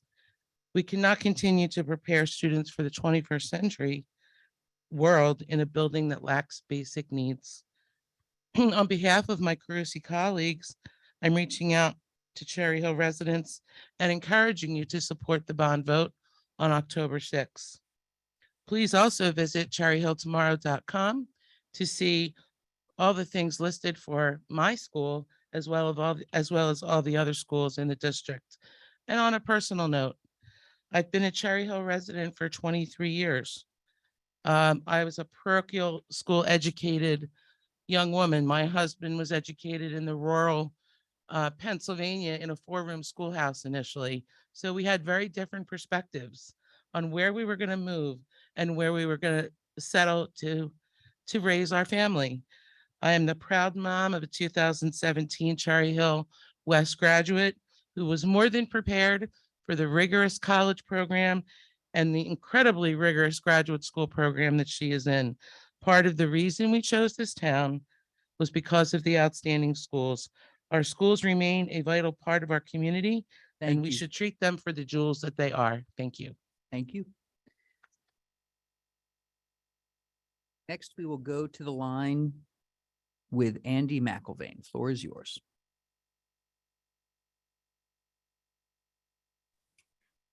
Good evening, ladies and gentlemen. I hope you can hear me. Andy McIlvain, Cherry Hill, New Jersey. Listening to the people who have spoken before me, I'm not going to go back over a lot of things that they've said, although I agree with them completely. But I'd just like to give you a bit of perspective. I'm a senior citizen. I've lived in Cherry Hill for 43 years. For 19 years, I was a parent in the Cherry Hill schools. My children received an excellent education. They're all productive adults. The youngest is 37. As a person who deals with numbers, it just so happens that it's been 19 years since I've not been a parent in the Cherry Hill school system. So that's a total of 38 years involvement with the school district, watching our buildings deteriorate over a long period of time, in large part because of the underfunding that's been mentioned before. And I just want to point out something else. If we are not as a society, if we are not as a community thinking about the future of our children, then what are we doing? Are we fighting about things among the community, about small things, when the biggest thing is the future of our children?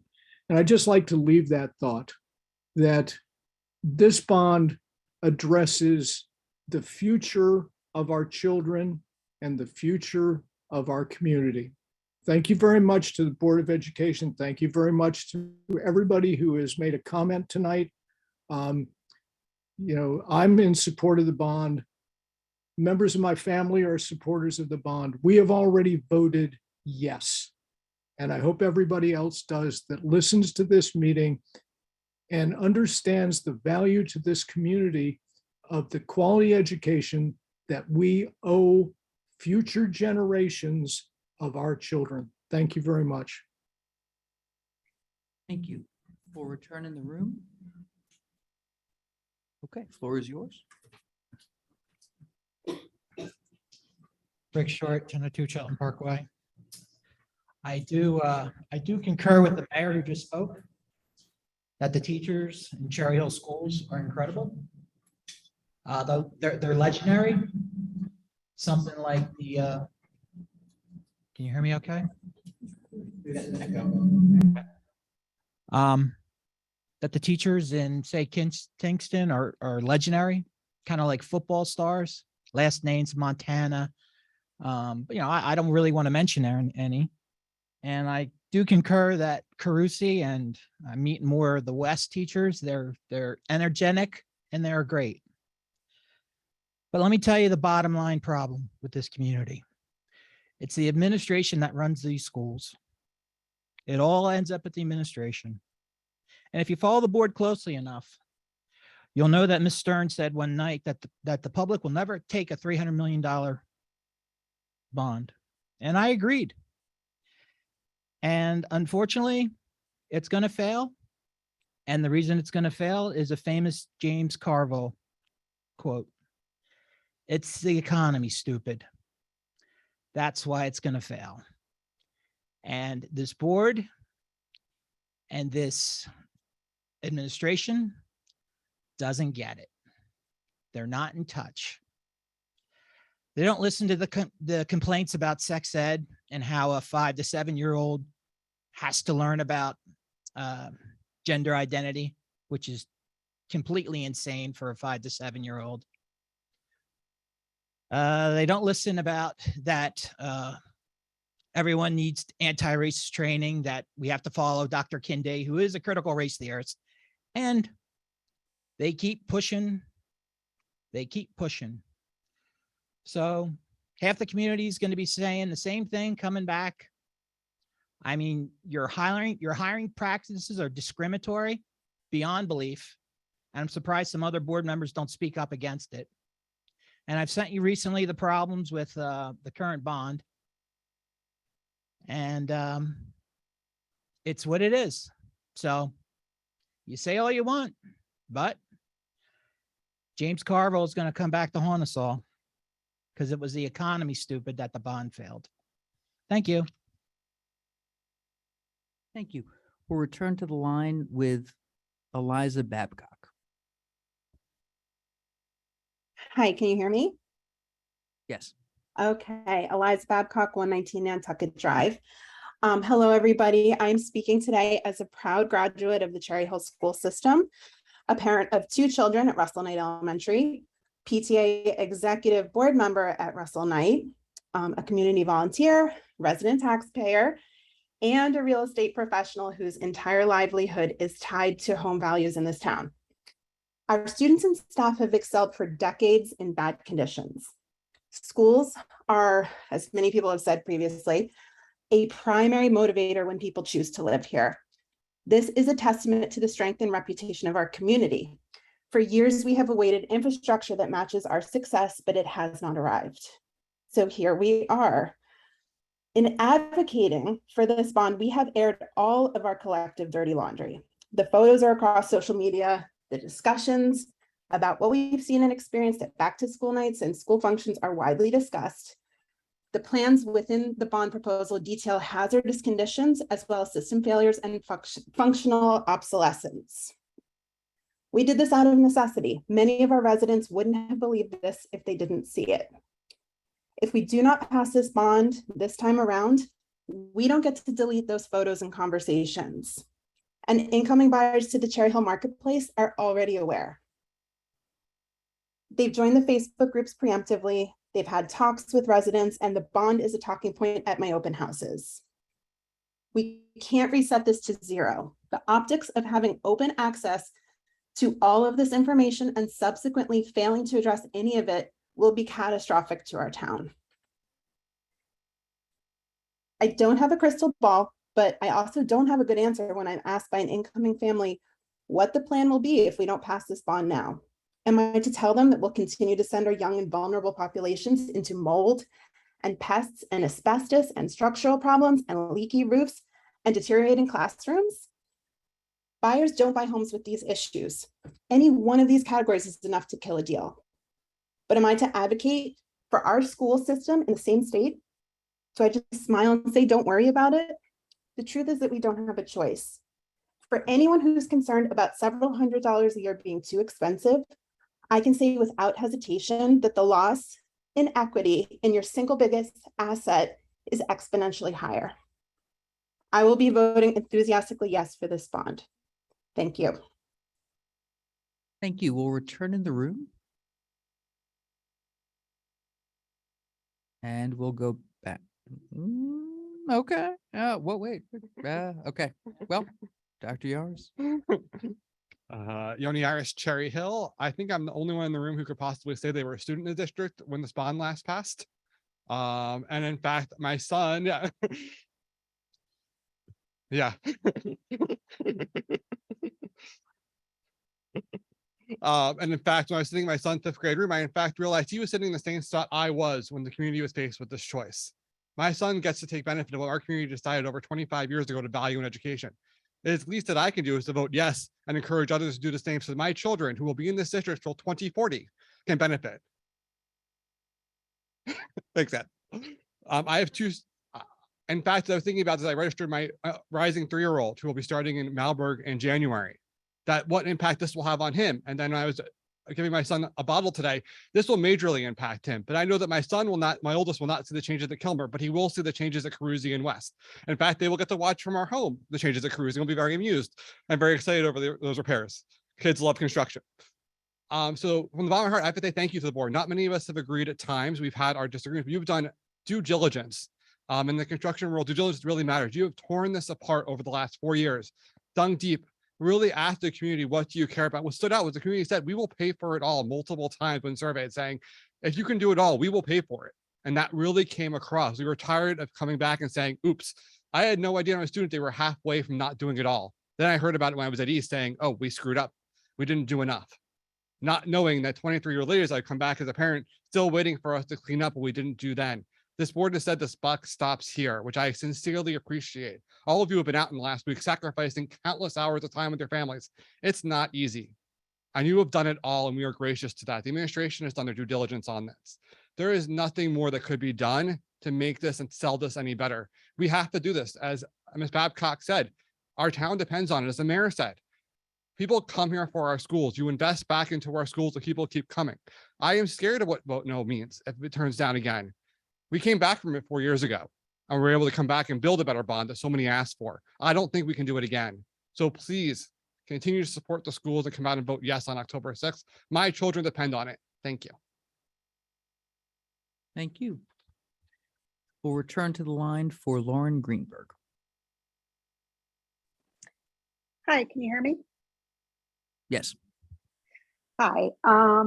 So I'm calling as a parent, community member, and my children are third generation students in the Cherry Hill Public Schools. I am wholeheartedly in support of this bond. We absolutely need this. The schools look like they did when I graduated. This is really for the good of the community, for the good of our children. I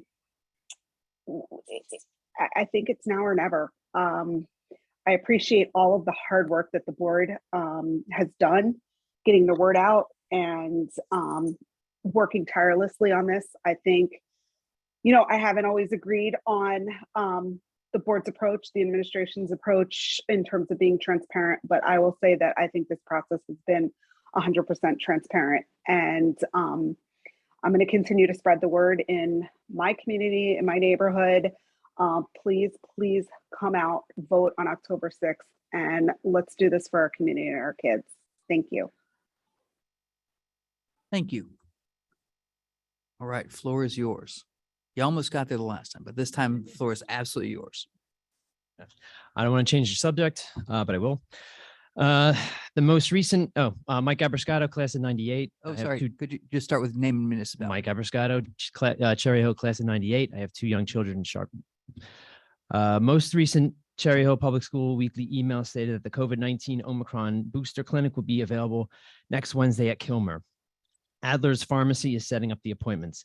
They were also the ones in November giving out the first and second shots to the ages 5 and up. I stood in front of you in November, warning you opening the school grounds up for these shots would and could lead to potential lawsuits. I want to know who made the decision to allow this to happen this time around. Was there any thought put into it? Or are you so deep in the Kool-Aid that you might as well take another sip? Why do I ask this? Well, Dr. Fauci has refused to answer Senate hearing questions regarding if anyone on the vaccine committees gets royalties from pharmaceutical companies. We don't have to tell you, is his response. That info has been FOIA'd, FOIA, whatever, and he still refuses to tell. If that doesn't tingle the old spidey senses. But again, this isn't a political issue. Dr. Paul Offit from CHOP, who also advises the FDA on vaccines, who hasn't actually seen a vaccine that he doesn't like, said on NBC 10 news broadcast earlier in September, quote, "We not only have no clinical data, seeing that it works, we don't have immune data on people. The booster tests were only tested in 9 mice. We are being," he also quotes, "we are being asked to trust mouse data, and I don't think that should ever be true. I don't think you should ask tens of millions of people to get a vaccine based on mouse data." He went on to say that the FDA isn't consulting with the Independent Vaccine Advisory Committee. When they can consult them, the committee will get all the data from both Pfizer and Moderna, which would then be open to the public. With the FDA not getting that advice, they're not going to be transparent about what they are giving to the American public. He also says, again, there's your spider sense going off again. Omicron has proved not to be as deadly as what it was when it first came out. These vaccines have been proven to be ineffective, so much so that the CDC has actually changed the definition of the word vaccine. If parents want to make their children experimental guinea pigs, don't allow them to do this on school grounds. That's all I ask. Thank you. Thank you. We'll return to the line for Laurie Neary. Thank you, Laurie Neary, Cherry Hill. I'm calling like many of the others before me. First, to support the bond. I spent 3 years of my time on the board, helping to build out a better bond and a better process. So much like Ms. Greenberg said before me, I definitely know that we have done that, and we are definitely out of options for these buildings and getting them repaired as quickly as possible. And for those who sit back and say, well, I can't do this, or, I disagree with the administration, the harsh reality is this bond will likely go beyond most of the people sitting in that room right now. Full stop, period. That is the reality. So if there is a punitive levy that you think you're going to dispense by voting against it, you're just hurting the 10,800 plus kids that sit there now. And that is not to say I have not had my own challenges. It just doesn't make sense to vote no if you are frustrated. It will definitely survive many of us conversing about it. Secondly, I wanted to comment, Ms. Stern had brought up the S12 policy, and I think it is fantastic. There is a committee and this is being looked at because first and foremost, most importantly, probably even more important than fixing the bricks and mortar, we have to fix the climate. And the S12 policy, I've long had challenges with. I think it is, quite frankly, a danger to our youngest learners where we're criminalizing behavior instead of perhaps understanding what's happening rather than punishing reactions. We need to start investigating the antecedents. Why are the kids reacting? Very rarely are things just said to be said. I think it's of utmost importance that that gets reviewed because the policy leads to further traumas when you're taking third graders, fourth graders, and fifth graders and sending them to crisis to be cleared. And quite frankly, there's another driver. There's a better way. I ask that you please take a look at the policy. And when doing so, look at how many times we're filing S12s at the elementary versus the middle versus the high school. And if it is mostly elementary kids, well, then Houston, we have a problem. And we are not going about it the right way. And we do have a climate issue to be addressed. So first, please, we need to fix the bricks and mortar because that certainly isn't helping morale for anybody in the building, our students and our staff alike. And then let's get together and address the climate and make these schools absolutely fantastic. Thank you. Thank you. We'll return in the room.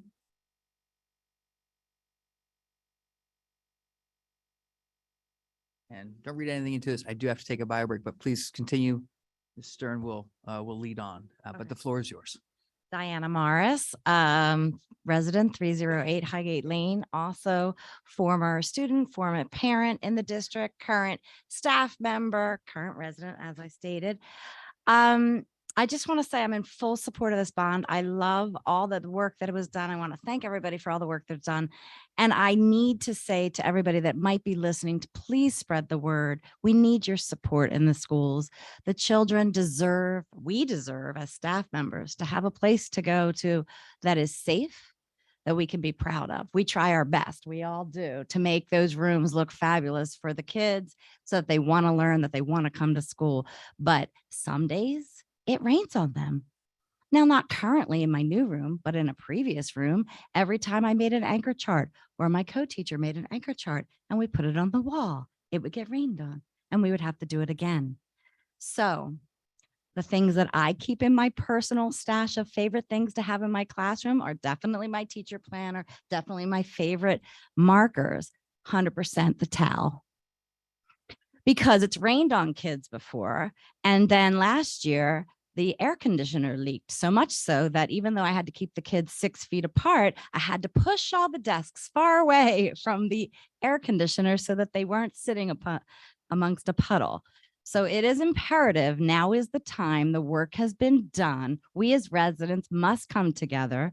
We must vote yes. Luckily, even though I raised 6 kids here, 4 of them still live with me. So 6 positive votes are in the mail. And I want everybody else out there to think about their house values because mine has gone through the roof because of our schools. My husband and I grew up here. We loved it so much. We came here to raise our 6 kids. We know that that's what's important to the buyers out there. And so while your taxes might go up a little bit, we know that your house value will raise. So please vote yes. Thank you. Thank you. And now we will go to the line with Laura Pendergast.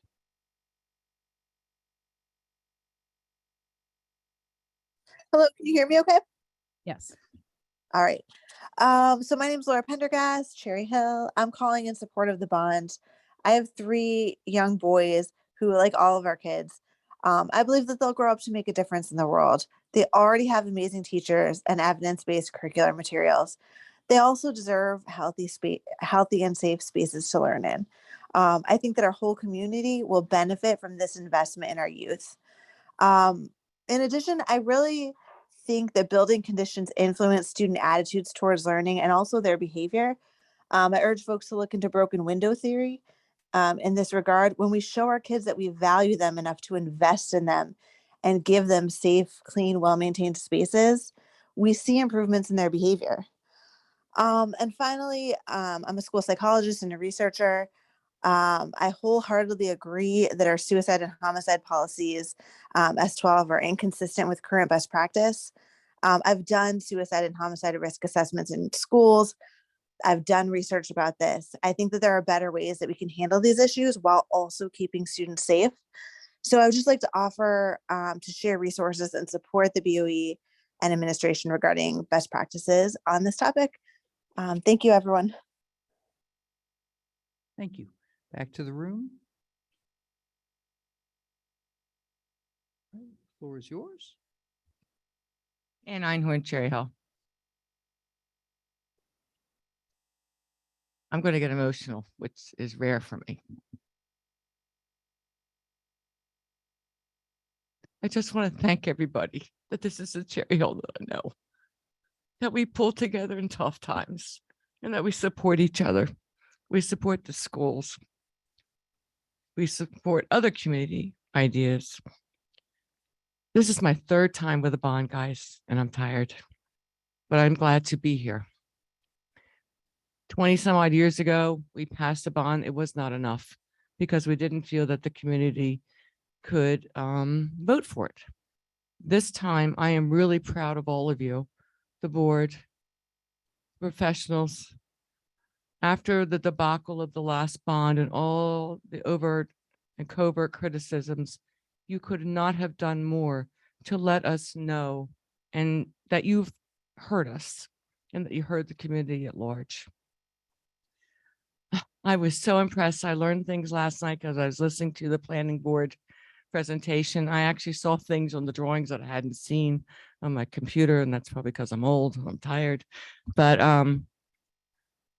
we're voting yes. We're senior citizens as well. There are a couple of programs out there, one being the Senior Freeze. I misspoke last night, Dr. Malaj. I called it Acorn. And I still can't remember the name because I'm that upset. But just thank you to everyone who is supporting this. There's not a better time. There won't be a better time. I don't know what else to say. I'm not very eloquent tonight, but let's pass this bond. All right. Our kids deserve it. You deserve it. I deserve it. The staff deserve it. The community deserves it. And thank you to the mayor for coming this evening. I certainly appreciate that because I know they're tired of hearing me at town council. Thank you so much. Now we're back to the line for Beth Alyssa.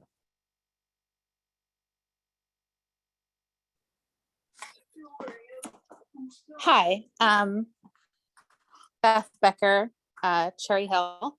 I am just calling to, well, first of all, my parents moved here for the schools in 1970, and my brother went through the schools. I went through the schools, kindergarten to 12th.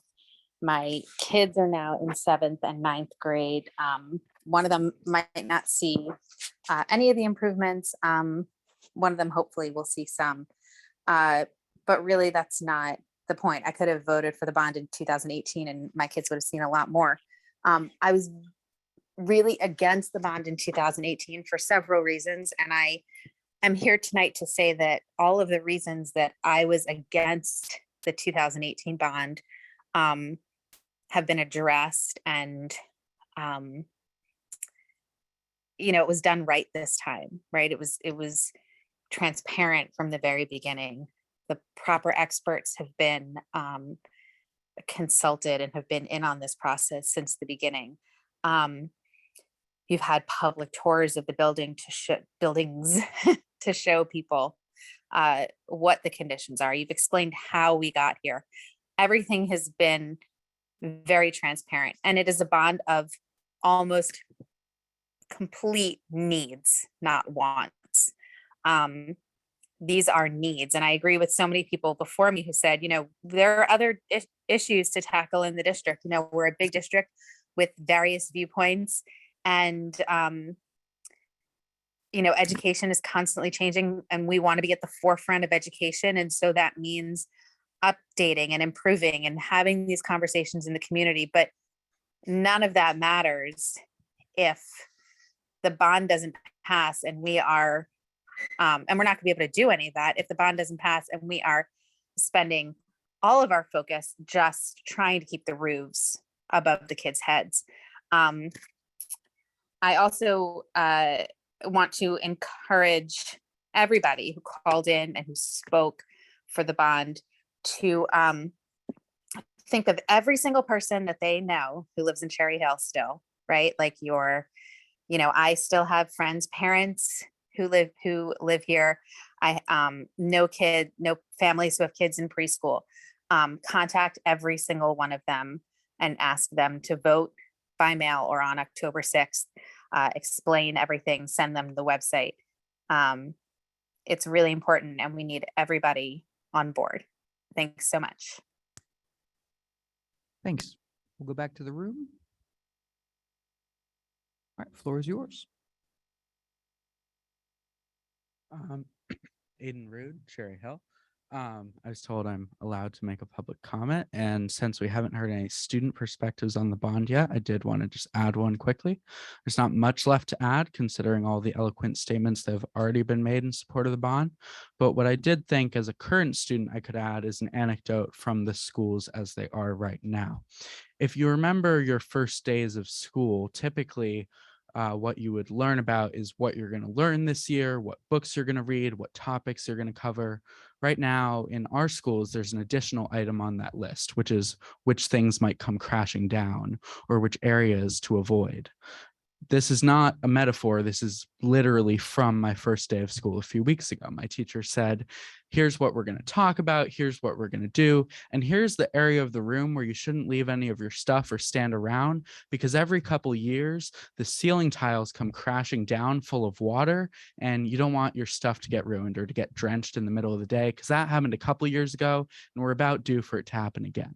So that's not what we want in our schools. If that is what you want, then I don't think you should support the bond. But if you would like to avoid that being a recurring problem and an item on the list of first day topics, then I encourage you to support the bond. Thank you. Thank you.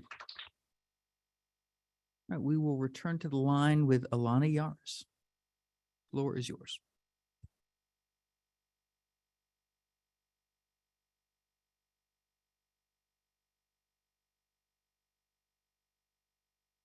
Just have to unmute so we can hear. Oh, Alana Yaris, Cherry Hill. Can you hear me? yes. Hello? Can Yes. you hear me? Yes. Yep. We can hear you. Okay, sorry. Alana Yaris, Cherry Hill. I just wanted to speak to the fact that I heard my husband. I have a 10-year-old who won't benefit from the work that will get done at Kilmer, but my 8-month-old will benefit from the work that will get done if this bond is passed. And it's not about thinking about the present and what's good for me. It's about also thinking about the future and what's good for everyone. Because if we only live in a me society, the we of the society cannot benefit. The second thing I want to speak to is I'm a former member of the ad hoc bond committee, and I appreciate that the Board of Education spent the time to allow anyone who wanted to participate on that committee to be able to participate fully and listen to the information that was recommended by the ad hoc to build a better bond and a great bond for the district. Finally, I just want to say, to the exorbitant amount that is this bond of $363 million, averaging about $400 per household, as the parent of a family who qualifies for free and reduced lunch, when it comes time to decide between the $400 for my family to benefit for years to come, I'd rather spend that $400 on the school district than have to worry about buildings falling on my children's head and something worse happening to them. So for anyone who says this bond is too expensive and does not meet the needs of our children or those in the community who can't afford it, as someone who lives every day trying to crunch the numbers to be able to afford it, I can afford it, and so can many others in the community who are qualified for free and reduced lunch and can do that. And that is very personal information that I've now shared publicly, and I hope that others who feel the need to share as well, that they are in support of this bond, but also qualify for free and reduced lunch, can feel that I understand them and I understand the importance of balancing a budget every month. Thank you. Thank you. We will return and yes, the floor is yours.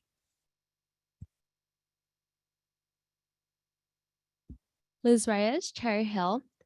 30 years ago, my parents came to the United States with one goal: to give my brother and I an education. 22 years ago, my parents bought a house in Cherry Hill because their friend told them that Cherry Hill has one of the best school districts in the area. About 5 years ago, my brother went to college, the first person in my family to ever do so. In a year, I hope to be the second. Cherry Hill has a very great reputation for its education. And for me to be walking in the hallways, worried about snow coming in through the windows, shouldn't distract from the schoolwork I'm learning in AP Calculus. This bond needs to be passed, and I encourage everyone to vote yes for the bond. Thank you. Thank you. All right, back. No, I'm sorry. There is no one online. Back to the room. All right, well, then we will close public comment this evening, and I will turn it to Dr. Melange to address some of the issues brought up. Thank you, Mr. Avadia. First, I want to thank everybody that commented this evening. Actually, on my end, it's a little bit easier tonight because even though we've had a lot of public comments, most of them were comments that I don't think really need a response. On my end, don't have a response. Especially want to thank Aiden and Liz both for their comments and for sharing their perspective on what went through. I do have a couple of responses about questions and things that were asked. There was a question about the COVID clinic that's being offered soon in the district, that Adler's Pharmacy will once again be offering COVID shots. We offer a lot of services and opportunities for children and families in the district that we allow families to take the opportunity to choose whether or not to take advantage of them. These vaccinations are one of the things families can choose to take advantage of or choose not to. That's up to individual families. Much like we offer mental health screenings and other things that are there, it's a service that we provide, and we believe an important one that we provide for families in the community. In terms of, there was Dr. Podowitz called in and was asking about the language he called in previously, as he mentioned about language that is used in terms of children who are classified or children with IEPs. Ms. Mallory, who's our Director of Special Education, we've had a discussion about that. She will be having that discussion with Cherry Hill Special Ed PTA and some of the other stakeholders about language. Language is very personal and very specific. I did find the article to which he was referring and have gone through that. We have looked at what the requirements or what the information that has come down from the state, the change in language, and we're going to have the discussion with our stakeholders here in district as well. So as always, we appreciate his input and taking the opportunity to call in. Mr. Short, I'll offer again because it's the end of September. We would love to sit down and meet with you. I've offered this for meeting on meeting after meeting and months on end. you know how to get in touch with us. We would love to sit down and have conversation with you. And from my notes, I think that is it. Thanks, Dr. Malash. Just two things in closing. One, we really do believe everyone in Cherry Hill should be educated as to what's being put out for October 6th, and we believe you should vote. So encouraging everyone, please. But the other thing, that historical note earlier about not having another board meeting, that does not mean you cannot engage. I will say that this board has not said no to one engagement or place to speak or anything. And that's not easy to do. But if you have a place and you would like a live person, that is absolutely open to you. If you'd prefer, probably, to ask a question to our staff, you know, we've got a very responsive staff that wants you to have the information that you need. If you would like to do something else, you know, let us know. I mean, we're definitely, we're not going away. We won't have a meeting like this. We will have committee meetings. We will be going to various engagements. We will be still at every back to school night, except the one that conflicted with today's meeting. We will have been at all of them. And I believe we'll probably go to another 10 PTA meetings as well. But don't limit yourself there. People know that I like Starbucks.